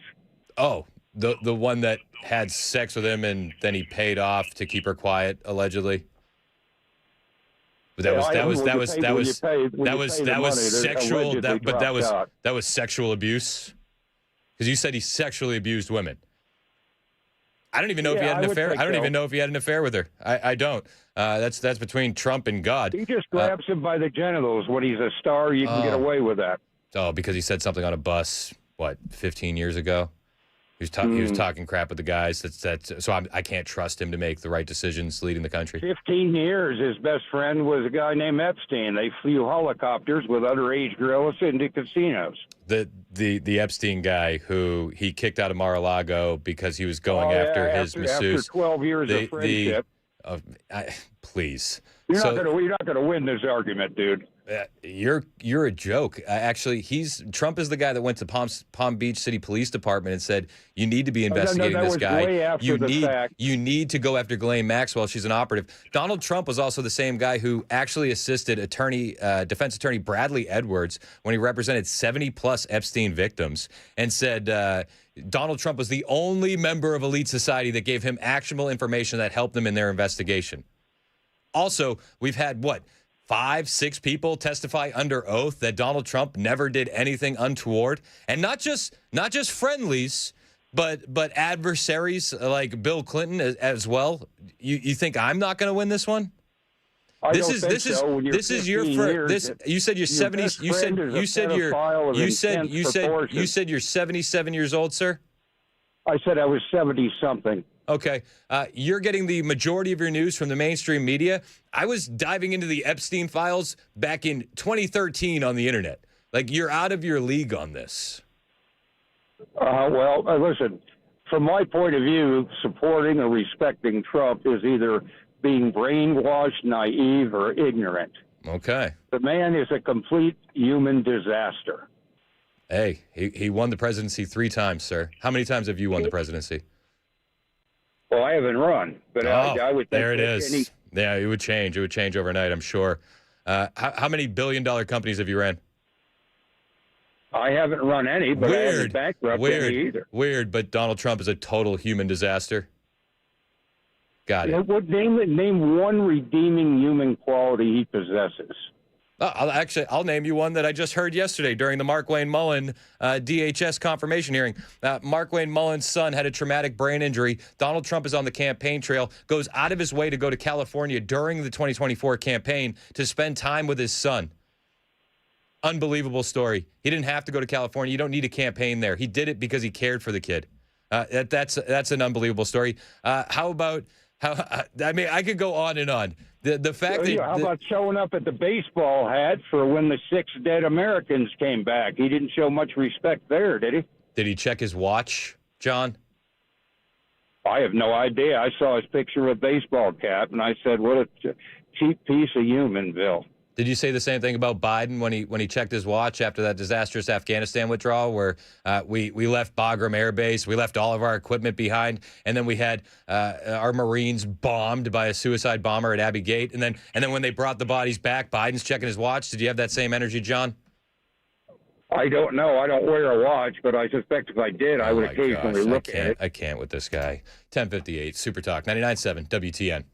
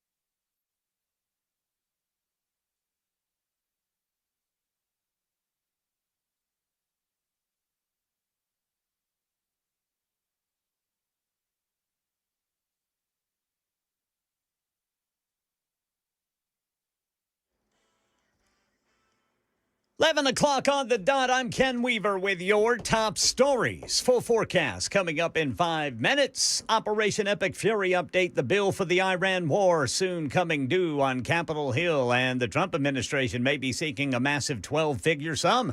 ABC News national correspondent Stephen Portnoy with the latest. A senior administration official confirms the Pentagon is seeking $200 billion to pay for the war.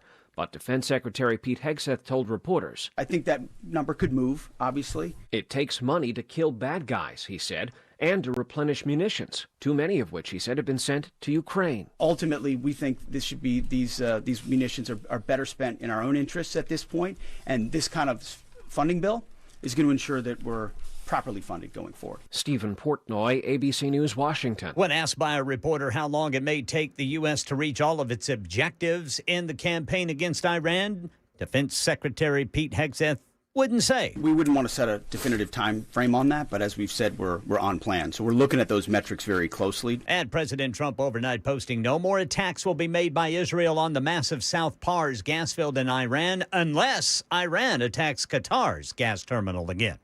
Oklahoma Senator Mark Wayne Mullins' nomination to become the next Homeland Security Secretary, clearing the first hurdle. Senate Homeland Security approved his nomination by a narrow margin. Mr. Chairman, on the vote of those present, the yeas are 8, the nays are 7. On the vote by proxy, and for the record only, the yeas are 0, the nays are 0. On this vote, the yeas are 8, the nays are 7, and the motion to report the nominee is agreed to. Yeah, so committee chair Rand Paul voted no, but Democratic Senator John Fetterman, who sits on the committee, voted in favor. Mullins' nomination now heads to the Senate floor for a full vote. Fewer people standing in the unemployment line last week, according to the Bureau of Labor Statistics. First-time claims for state jobless benefits fell by 8,000 last week to 205,000 altogether. Employment analysts are more interested in the less volatile 4-week moving average, which also fell in the week leading up to March 14th. The Labor Department says the figures released today reflect an annual revision to the statistics to account for seasonal anomalies. And as millions of college basketball fans prepare to place their March Madness bets, one of the newest players in the game faces a fresh legal challenge, says ABC's Jim Ryan. Kalshi is the online platform that lets users lay money on the outcome of sporting events, political races, even whether Pete Hegseth will use the word obliterate in his news conference today. Does that constitute gambling? Well, we're about to find out. Arizona Attorney General Chris Mays has filed criminal charges against Kalshi. We believe that Arizona has state laws that prevent this kind of behavior. Kalshi CEO Tarek Mansour accuses Mays of trying to win political points in an election year. Jim Ryan, ABC News. That's the latest news. Weather's next. I'm Ken Weaver, WTN News.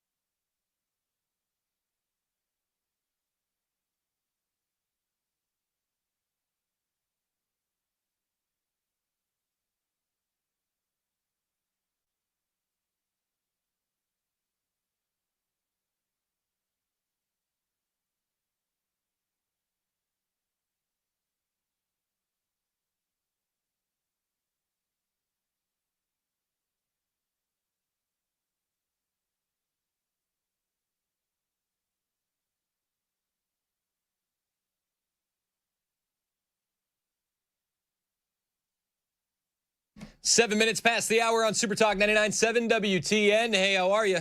It's Chris Hand. Show's brought to you by Better Water LLC, water filtration systems, water softeners, betterwater.com. You're welcome to join the show any way you'd like to. You can jump in the YouTube chat and argue with those knuckleheads. Hit subscribe while you're there. I say knuckleheads in a loving way. We love you, knuckleheads. We love those knuckleheads. That's been me and the boys have been doing that a lot. Really? Oh yeah, my 8-year-old he's starting to roll with it in conversation too. He said that the other day on the playground. He's like, all right, it's me and him versus these two knuckleheads. And he said all the guys laughed, Dad. They all laughed. Like, yep, welcome. They know ball. Yeah, they know. So we've had our fair share of knuckleheads. Oh, for sure. What was that guy's name? John that called in? Yeah. I feel for him. I do. It's got to be tough being up there in age and feeling like you're on top of things, but didn't realize that the game just completely passed you by. Yeah. I mean, that's tough. You're going to lose this one, bucko.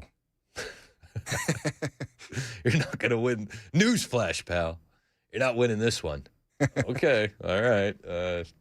Sure did get my arse whooped. You got me. Yep. President Trump's in the Oval Office right now with the Japanese Prime Minister. Let's take a listen. Just won a tremendous election in a record-setting fashion, so you have something in common. And I was very proud and honored to endorse the Prime Minister because of the fact that I felt she was really good. I thought she did a fantastic job. I respect her a lot, so I gave her an endorsement. And she had the most successful election, in my opinion, in the history of Japan, won by the most ever. So we have a very popular, powerful woman, and she's a great woman. We have a very fine relationship, and we're going to be talking about trade and many other things. And what a misogynist. I mean, he has the female prime minister of Japan in the Oval Office, and just the overheaping of praise. It's gross. It's gross. This is what the last caller, John, he's going to grab her by the you-know-what. Look out. Let's go to Gail in Clarksville. What's up, Gail? Hey, so I was listening to your discussion with John. Yes, ma'am. And how he thinks he's somehow protecting me because I'm too stupid to know how to register to vote because I got married. Well, ma'am, I'm worried about you. Are you going to be able to figure this thing out if the Save America Act passes? Well, I already did that about 45 years ago. I think I'm good. Okay, and just to clarify, you do have a husband to help you should you need it, right? I absolutely do, but for this particular issue, I didn't need his help. Oh, good. That's perfect. Yeah, it is pretty asinine. It's like this is what we get from the left, though. It's the bigotry of low expectations. They're like, how could a woman figure this out? How could a black person get an ID? What are you guys doing? And it's like, what are you talking about? Exactly. They want to. They're insulting half the population, and they wonder why we get upset about this. Yep, you're absolutely right, Gail. I appreciate you, and I know you're not going to have any problem voting. You seem like you got a good head on your shoulders. Let's go to Gary in Smyrna. Gary, you're up next on Super Talk. How you doing, Gary? Pretty good, Chris. How are you? Good, man. What do you got?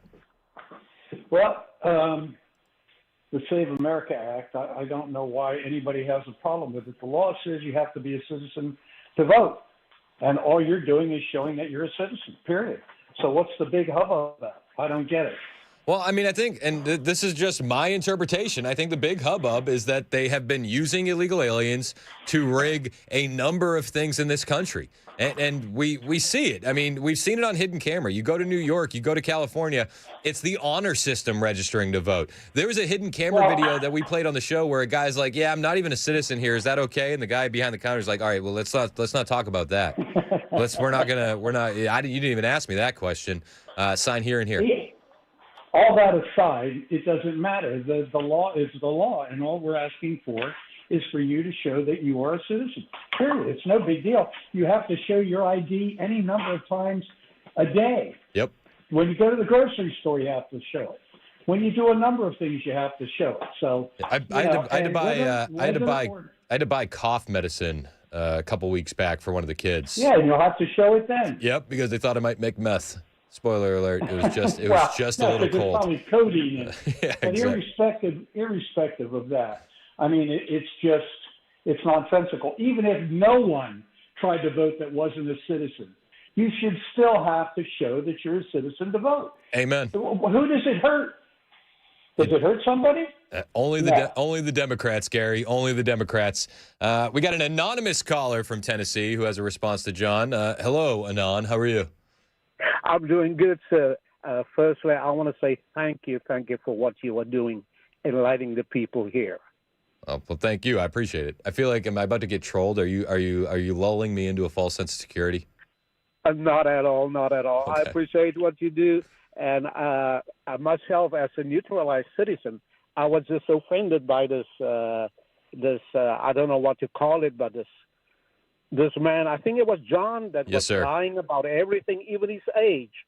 I think when you called him out on his age, he was even lying about that.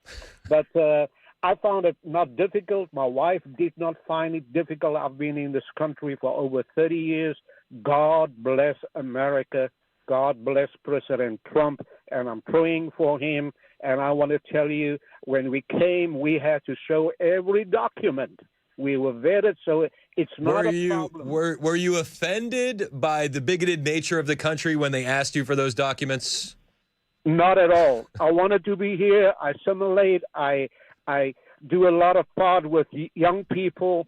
You know, I put a lot of input, and I wanted to be a plus for our great country. God bless America. What's your background? Where'd you come from? South Africa. Okay, cool. And how long you say you've been here? 40 years? 33 years or something like that. Have you noticed drastic changes in the country since when you got here versus today? Yes, of course. You know, the first time I came, I think it was under President Clinton, and it was not the same. I know there was differences, and it was legitimate differences, but today it's hatred. Yep. It's hatred. Yeah, I grew up in an apartheid era. It was horrible. It was terrible. It was ungodly. But I came to this country, I assimilate. I try to do my best. I try to be a positive to our young people and the people in this country. Well, man, it sounds like you're doing it, and I'm glad you're here, and I appreciate the call and your insight. Let's go to Mike in Spring Hill. What's up, Mike? Hey, Chris, thanks for taking my call. Absolutely. What do you got? You know, just for 3 weeks I've been waiting for this subject. We were in Florida 3 weeks ago, and we went to a Disney golf course, and before he would lift the gate up to get me into the complex, I had to show my driver's license to get into a golf course. At Disneyland. Yeah, at Disney, yeah. And I turned to my wife, I said, I cannot wait till Chris has this. So I'm here showing my driver's license to get into a golf course, and you got people like John saying we don't need to show IDs. And he's an embarrassment. I'm 72, so he is not like a 70-year-old. I'm not lumping y'all in together. Trust me. There is. I mean, you know, like you're of that age. There's a portion of that generation that is. They were, you know, you guys were raised on like the Walter Cronkites and trusting the evening news, and now it's like there's no amount of questioning or discernment whenever you watch CNN or MS Now. Oh, you know, and I may get some heat for this, but I truly believe the media is the enemy of the people because they are not for America. When you watch CNN or MS Now or whatever. Yeah, I don't think you're going to get any heat from that on this radio station. I think actually people are going to agree with you. But Mike, I appreciate the story and I appreciate the call. Call in any time. Let's go to Dan in Kingston. Dan, what's up? Hey, how are you today? Good, man. What do you got? I just want to one up John there. I'm 85 years old. I've been on Earth longer than he has. But I want to recount a story to you. All right, hit me. Remember Charles Krauthammer? Yes, sounds familiar. Okay. Krauthammer was a very wise man, grew up in Canada, came to the United States, became a psychiatrist. He was a liberal. He was a Democrat. But then he became a conservative Republican. He wrote a book, and the book's title was Things That Matter. And in the lead into that book, he says something that fits all the Johns and all the other guys you're talking about. And what he said was this: Democrats think Republicans are mean, and Republicans think Democrats are stupid. Now, that comes from a guy who was a Democrat and became a Republican, much like Trump did. He grew up and got a brain. Well, what's the old saying? If you're not a liberal in your 20s, you have no heart. If you're not a conservative by your 30s, you have no brain. And those guys live it. Yep. Hey, Don's not there yet. No, he's got some growing up to do. We'll pray for him. Appreciate the call, Dan. Let's go to Steven on the road. What's up, Steve? How are you?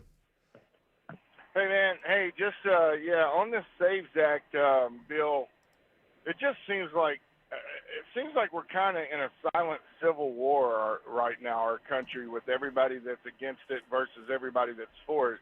There shouldn't be nobody in this country against it, especially in our government. It's just the weirdest thing. But I'm just thinking Trump is, the executive branch is in power of the whole voting system. So, and I was talking to Matt and Cameron yesterday evening about this. They know more about it, but it don't look like we're going to get the things passed or this bill passed in time before midterms or whatnot. But even if that's the case and that don't work out, it seems like the executive branch has the power to kind of reel in, put in overwatch in these states like New York and California, in the postal service systems, everywhere the mail-in ballots are coming through and all this other stuff. So it seems like, this can be handled one way or the other. Maybe they just haven't brought that part up yet, but this is a very serious issue. And I think the politicians that we're seeing, the congressmen and the senators and stuff that are coming out speaking on both sides, it's almost like it's leading us to an actual physical civil war with this subject right here. What do you think about that? I think you're actually pretty close to the truth. I felt like we're in a cold civil war. That's kind of like how I've put it in conversations with individuals before. I feel like we've been in a cold civil war since 2016 when Trump won the first election. And there's been moments where you think it's going to go full hot. We haven't gotten there yet. I don't think we want civil war in this country. I don't think it's going to be anywhere near as simple as North versus South. I think that you would have 4, 5, 6 different competing factions, and the way the country would be split would be absolutely chaotic. But it does feel like a cold civil war between the left and right. I pray it gets resolved. But the left, with the sensationalism, Donald Trump he's going to take away your right to vote. He's going to hurt women. He's going to hurt minorities. He's going to nationalize federal elections. This is all while they're saying that he's also going to make sure that the midterms don't even happen. I mean, there's all these different conspiracy theories from members of the left. J.D. Vance was actually asked about it yesterday in Michigan on a campaign stop. Nationalizing elections in recent months himself. It states. Well, if what you mean by intervening in the election is that we want everybody to have a voter ID before voting in this country, yes, we should be doing that, to be clear.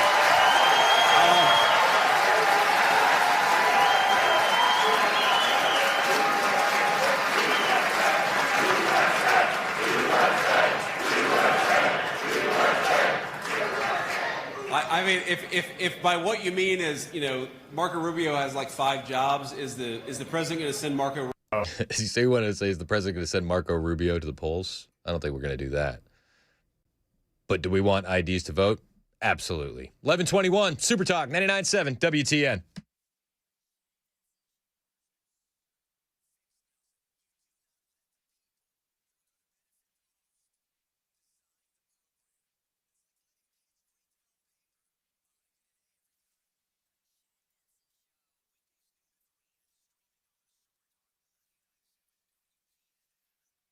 Hey, what's up? It's Chris Hand for my friend Aaron Parker over at Parker Safes and Vaults in Shelbyville. If you're storing firearms, cash, gold, jewelry, passports, photo albums at home, and you don't want to lose them, here's the thing a lot of people don't realize. Not all safes are created equal. And before you run out to a big box store because something's on sale, talk to my friend Aaron Parker over at Parker Safes and Vaults in Shelbyville.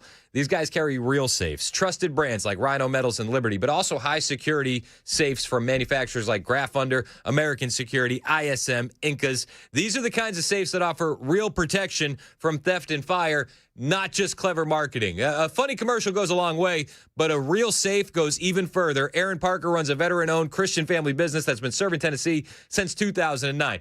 Aaron and his sons handle everything, delivery and installation themselves, discreetly and professionally. They're based in Shelbyville, but that is not another country. They serve all of Nashville, all of the surrounding areas, all of Tennessee, and even some other states. Call Aaron Parker today, 931-842-6445. Check out the whole inventory online, parkersafes.com, or check out a video review of every safe they have in stock on their YouTube page. Just search Parker Safes on YouTube. That's Parker Safes on YouTube.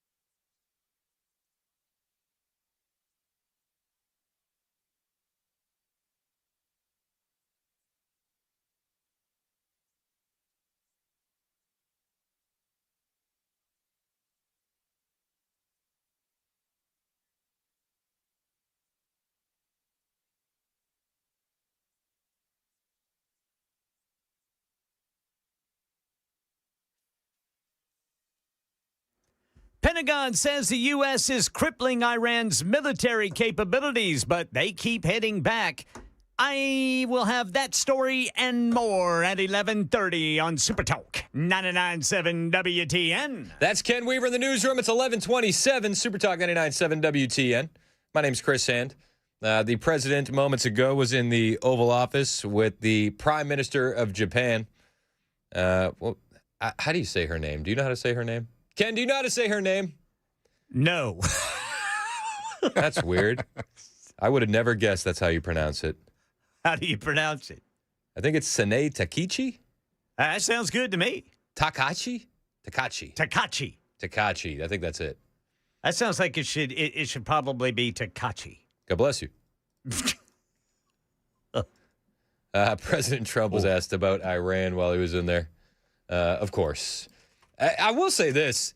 The president has taken more questions just in this conflict with Iran than I think Biden took in his entire presidency, right? Can we all agree on that? I think we can all agree on that. Donald Trump doesn't shy away from any of these questions. And he did announce he's not putting troops on the ground anywhere. This is President Trump moments ago. Potentially put U.S. troops or more troops in the region. No, I'm not putting troops anywhere. If I were, I certainly wouldn't tell you. But I'm not putting troops, and we will do whatever is necessary to keep the price as low. I actually thought when I did this, look, the Dow just hit 50,000 a couple of weeks ago. They said that couldn't happen for 4 years. It wouldn't happen in my term. It's such an outrageous thing because I said it would happen. I didn't know it was going to happen that fast, but it just hit 50,000. I mean, the stock market's great, but your average American is worried about the gas prices. I mean, let's be perfectly honest. I don't think anybody cared about what was going on in Iran until the Strait of Hormuz. And I know you guys do in this audience. Like you're hyper tuned in. I'm talking about your average American on the street, the guy that's, working 2 jobs, he's got a family to feed, isn't paying attention. I don't think anybody cared about the operation in Iran until the gas prices started affecting them and their daily lives. And I see all the text messages. The amount that you guys are paying for diesel is insane. And you know that's going to ripple through the economy. The president was asked about oil prices, and he said they're not as bad as he expected going into the conflict. Oil prices will go up. The economy will go down a little bit. I thought it would be worse, much worse, actually. I thought there was a chance it could be much worse. It's not bad, and it's going to be over with pretty soon. We've obliterated their Navy. We've obliterated their just about everything there is to obliterate, including leadership. Their Navy's gone, their Air Force is gone, their anti-aircraft equipment is gone. We're flying wherever we want, Pete. We have nobody even shooting at us.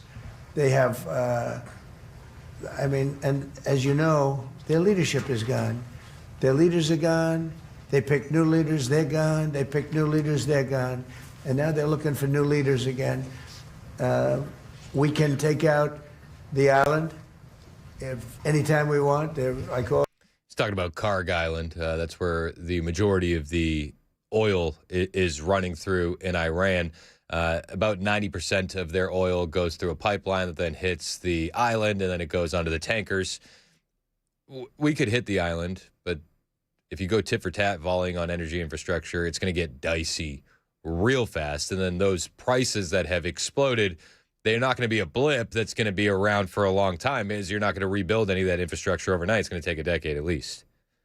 It is. But he says, listen, I thought it was going to be a lot worse. How much worse was he ready for it to go? Meanwhile, they're asking for more money. The Pentagon said they need $200 billion. This on top of the fact that we're already $39 trillion in debt. You know that. We have a new fancy sound effect for $39 trillion in debt. One of them was shot down with our equipment, all our equipment. It's amazing, actually, how good it is. So we want to be sure, and it's a small price to pay to make sure that we stay tippy-top. $200 billion request. Small price to pay to make sure that we stay tippy-top. I guess. 11:31. Super Talk. 99.7 WTN.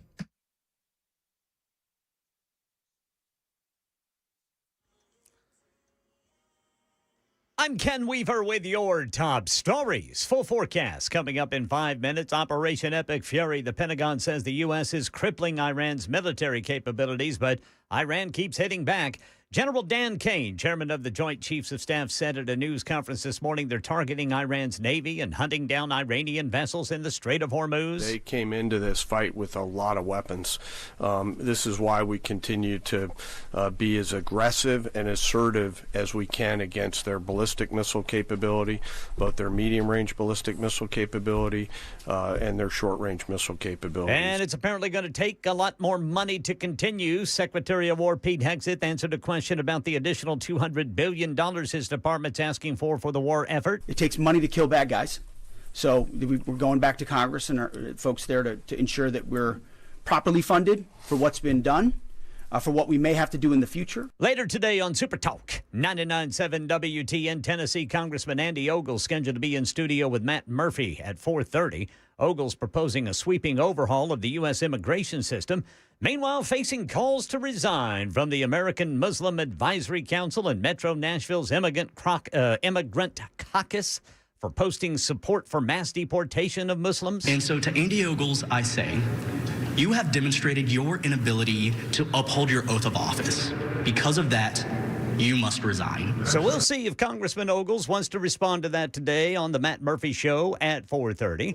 Got a hunch about who will emerge victorious in today's TCU Ohio State basketball game? How about who will win American Idol? Or how long the partial government will shut down will last. ABC's Jim Ryan says there are places where you can put your hunch to the test. They're called prediction markets, and billions of dollars pass through them every week. Kind of insane situation. Arizona Attorney General Chris Mays. These prediction markets are allowing betting on everything from elections to wars. Kalshi, the fastest growing prediction market, denies the claim about wars, but is facing a 20-count criminal complaint filed in Arizona Superior Court. The outcome could chart a course for prediction markets nationwide. Jim Ryan, ABC News. That's the latest news. Weather's next. I'm Ken Weaver, WTN News.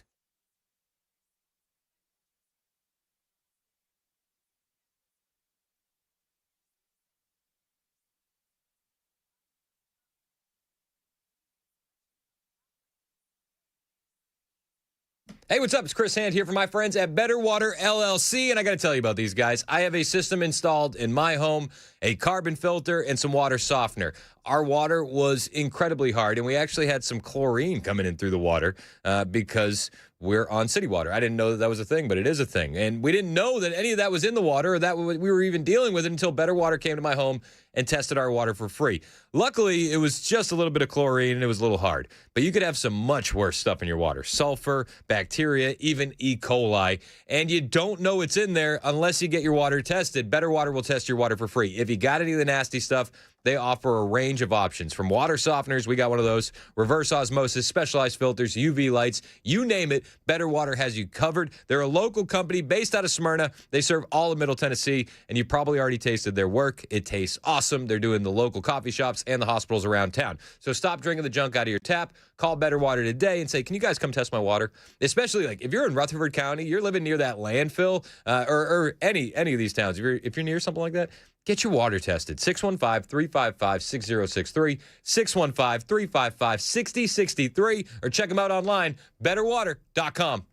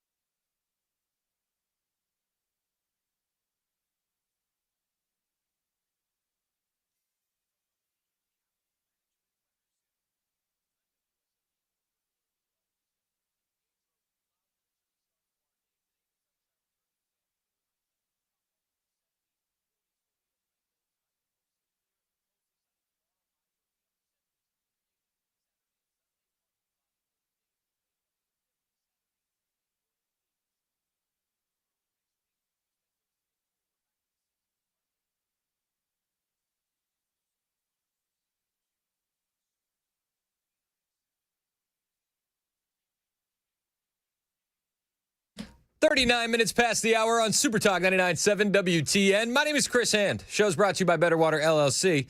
Water filtration systems, water softeners, betterwater.com. You see the YouTube chat? A little harsh. Getting a little hostile. It's getting a little hostile. Michelle. What's going on, Michelle? I thought we were friends. I thought we were on good terms. I thought we were super tight. I've seen you hit the like, and I know you're subscribed. I thought we were pals. She said, so I understand that we have, like a $1 trillion budget for our military, and they just asked for another $200 billion because of the conflict in Iran.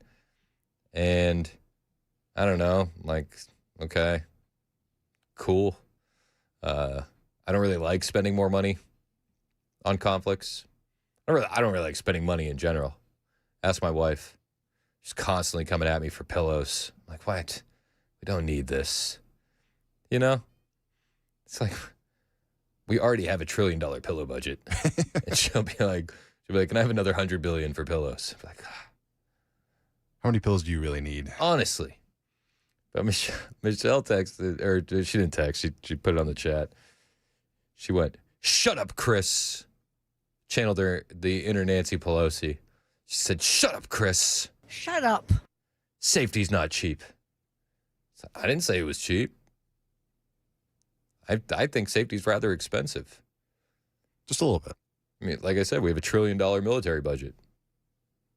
What's $200 billion on top, right? Yeah. It's all fake money anyway. The money's not real, right? Yeah.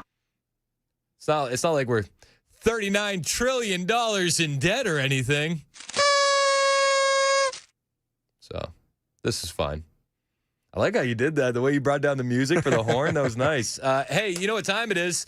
It's time for the lightning round. It's the lightning round with Chris Hand. We do it every day at this time. We run through all the stories that we didn't have a chance to get to, stories that we want to talk about but might not fill a whole segment, and we bring you the craziest of all stories. This one, wild. Absolutely wild. Terrifying, actually. We've been waiting for the robots to take over, right? I think we all have. Well, I have a video from Haidilao Hot Pot Restaurant in San Jose, Cupertino, California, the Bay Area. Cupertino. And they have robots, and they're doing, it looks like they're doing some hibachi. They have robot hibachi chefs. Okay. Everything was fine until this one robot wanted to try and kill people. And it got a little dicey. No hibachi pun intended.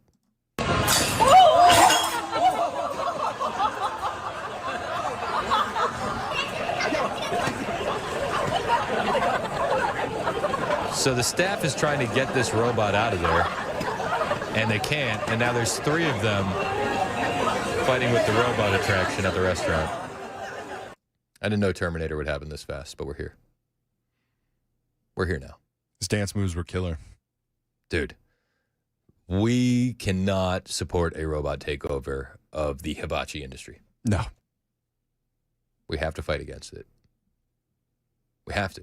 I need them to be able to toss the egg into their hat and then drop it back out again. Only a human can do that. Yeah. And I definitely don't want some robot throwing a piece of shrimp at my wife to have her catch it in the mouth. I mean, the amount of velocity that they could get on that shrimp, it would go straight through the back of her neck. Obviously. Can't have that. I don't need no robot doing my onion volcano. No. Pyro much? No. It's terrifying. Burn down the building. It's terrifying. Yeah, we gotta end this once and for all. Tired of these robots taking our jobs. Get these robots out of my hibachi. Get them out. Get them out. Throw them out in the cold. No coat. They're a robot. I ordered chicken and rice, not ram and rice. Yeah, it's insane. Computer joke. I picked it up. I picked up what you're putting down. Ram. Yep, we got it. Got another story for you here in the lightning round. This one's fun. This one I like this one. Kathy Hochul. You know Kathy Hochul, the governor of New York. Hochul. Hochul. Talk about things that sound like clip clop earlier. Dude, You're not lying. So Kathy Hochul, she is begging people to come back to New York to pay taxes. And being conscious of the facts that I need people who are high net worth to support the generous social programs that we want to have in our state. Right? Now, there are some patriotic millionaires who stepped up. Okay, cut me the checks. I mean, just if you want to be supportive, but maybe the first step should be go down to Palm Beach and see who you can bring back home. But you know why they left, right? It was those generous social programs that you're giving to all the illegal aliens. It was the overtaxing that forced your tax base out of the state. And now the governor is sitting there with Politico, and she's begging them to come back. And not just begging them to come back, but please bring your friends. Bring your friends. Because all these high wealth elites have been fleeing to places like Florida, Texas, Tennessee, because the writing's on the wall. You want me to stay in a state where you're going to take half my income and everything else is going to fall apart around me? No, absolutely not. Kathy Hochul, she continued to beg. Because our tax base has been eroded. So I philosophically don't have a problem. It is like I have to look at the fact that we are in competition with other states who have less of a tax burden on their corporations and their individuals. And I would say remote work changed everything. There were people who could only work in an office in Manhattan or work in New York State, and they were captives to our state. They were going to stay. We've saw that that's not the case. I mean, we need more captives. Is that what she's saying? You never used to be able to leave New York. But now, after we forced the COVID pandemic down everyone's throat as Democrats, all these elites, they realize that they could go elsewhere. We need to get them back here. We need to hold them captive. Maybe not the terminology you should be using. It's a heck of a strategy. You know, Wall Street businesses looking at Texas, they're not going there because they have a nicer governor. I know that for sure. Let's fact check that one. You sure about that? I like Greg. If you were going to hang out with Greg or Kathy, who are you picking? It's Greg. I think I'm picking Greg. It's Greg all day. All day. It's not even hesitation. Big G. Plus, this might be unpopular, but you hang out with Greg, you're getting the best parking spaces, and you're not having to wait in line. True. I'm just saying. But they're going there because of the tax rate. We have to be smart about this. And being smart about this isn't lowering taxes. It's begging people to come back and holding them captive. Is that right? Is that what she's saying? We have to be smart about this. We're overtaxing everyone, and they're leaving, so we need to drag them back so we can continue to tax them. Okay, that's the smart plan coming from the governor of New York. She's not the only one. Mayor Mamdani's doing the exact same thing. He's like, we probably need to tax people more. Everything's going to be free, so we're going to tax you for it. Bold strategy. Got another story for you here in the lightning round. The storm is off in the distance. 8 men were charged in Southeast Michigan for running a sophisticated car theft ring, an international smuggling operation, and more. The charges stem from an investigation initiated by the Dearborn Police Department. Where have we heard this? Where have we heard of Dearborn? That sounds familiar, doesn't it? Sounds familiar. And U.S. Customs Immigration's Enforcement's Homeland Security investigations with assistance from Customs and Border Protection and the FBI. And they found out that a lot of these individuals in Dearborn were stealing cars and smuggling them overseas to the Middle East. Coincidence? I think not. According to the 12-count indictment, beginning in July of 2023 and continuing through August of 2025, the defendants conspired with each other and others to receive stolen vehicles at one of 4 commercial industrial lots. Conspirators would then pack 2 or more vehicles at the lots into shipping containers and cause the containers' transportation to port cities via freight or rail from the port cities. If law enforcement had not already interdicted the containers would then ship overseas. If convicted on the charge of conspiracy, the defendants each face a maximum penalty of no more than 5 years in prison and a fine of not more than $250,000. If convicted on the charge of transportation of stolen motor vehicles, the defendants each face a maximum penalty of 10 years in prison and $250,000. So it was just an international car theft ring. No big deal. They were stealing luxury vehicles and then shipping them over to the Middle East. Newcomers, they say. Newcomers. This is what assimilation looks like, they tell us. Got another server here in the lightning round. In the lightning round. Thank you. Thank you, sir. You good? I'm sorry. What were you doing? I was pulling a clip from earlier. Okay. Well, I mean, we still got a show going on. Okay. Hey, so the House just passed this legislation that deport migrants who commit fraud against America. Kind of ties into the last story we were just talking about. Just a little bit. And it has some implications for one, Ilhan Omar. Massive implications, on account of marrying her brother. So the U.S. House just passed this. The legislation says that you can now deport migrants who commit fraud against America. It involves SNAP, Social Security, a range of programs that get federal dollars, conspiracy to fraud, ID fraud, and more. It is now going to go to the Senate. This should become law ASAP. But do you have any faith in the current Republican Senate? No. No, of course not. And the Democrats, they voted against this. It was the final tally was 229 to 186, with 17 not voting. So you had 186 Democrats oppose this, saying, no, I mean, come on. If the newcomers committed, if they're dabbling in fraud, they shouldn't be deported. No one's illegal on stolen land with stolen money from the federal government that they are claiming allegiance to now. Nice. Come on. It's details. It's details. How we even need a vote for this? Your guess is as good as mine. And I think it just goes back to Democrats thinking fraud is good as long as it gets you votes. Loser. 11:51. Super Talk. 99.7 WTN.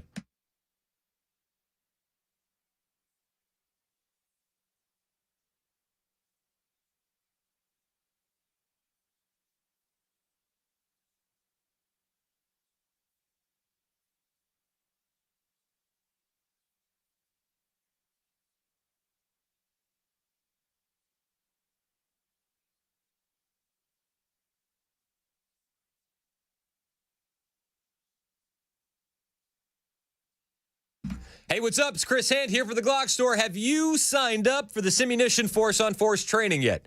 It debuts on March 21st. The slots for the 21st are going incredibly fast. Shoot270.com. You click training, then classes. Shoot270.com, training, then classes. I had the opportunity to go into the Simunition Force on Force training before anybody else could. I'm blessed that the guys let me do it. It was so much fun.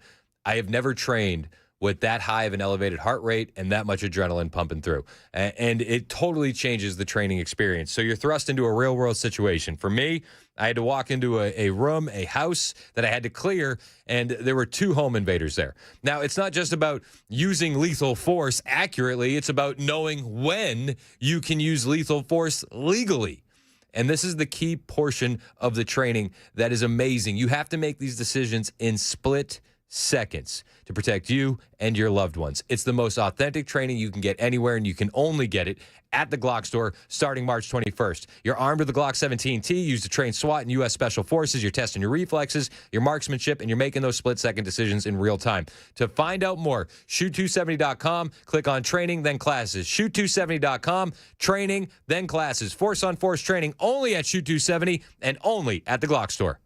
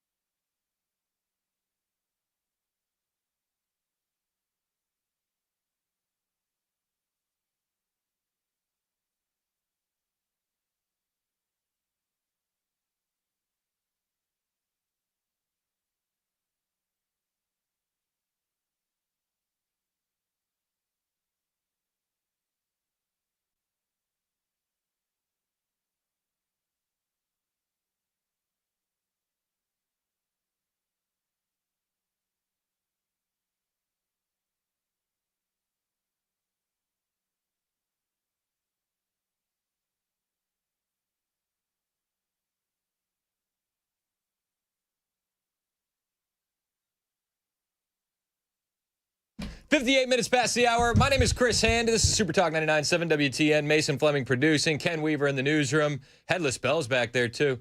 Chad Benson's in studio. What's up? What's up? What are you thinking? What are you talking about today? What are you focused on? It's Groundhog's Day, right? Iran, Save America Act, DHS shutdown. Yeah, we're going to focus on the nightmare at the TSA. And it's a nightmare. There's, what is it, a third of them calling in sick? They're selling their blood. They're getting new jobs. They're doing anything they can. Whoa. They're selling the plasma. No, they're selling the plasma. Right. So there's more bang for the buck. There is more bang for the buck. You're right. I feel for these people. I really do. It's like, and it's not political. No, this is the third time in 6 months that they've been used as a pawn, kind of. Yeah. It's just, it's asinine. It is. And then you think about the terror threats that we have in the country. It's like, oh, yeah, this is fine. No worries. So it is. It's frustrating. It is. It's frustrating in a major way. And but yeah, we're gonna talk a bit about that. We got some.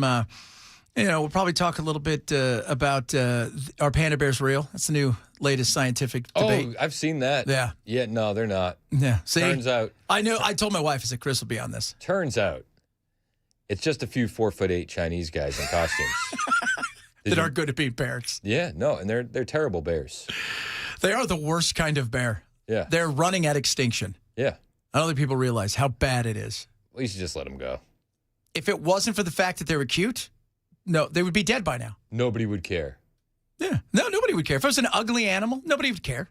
If it was hairless. Oh, it'd be weird. People would be lining up to get rid of them. Yeah, but they're not. And they look cute. And they're awful at just being alive. They're not even good bears. No, they're not. They're fall down. They're not good. They're horrible parents. Yeah, I'm very anti-panda. Well, mostly because of the communism. Yeah. Mostly for that. I mean, the pushing of the ideology from them bears. I can't. It's my woke panda bear. Never let him around a North American grizzly. Sexual harassment panda. Dude. That was such one of the funniest episodes of all time. Of South Park. That was so amazing. So amazing. I don't even know. I saw that the other day. I saw it just like a thumbnail. Yeah, it was just it was so funny. I'm just scrolling on YouTube. I was like, oh, sexual harassment panda. And I just kept going. It's just such a great thing.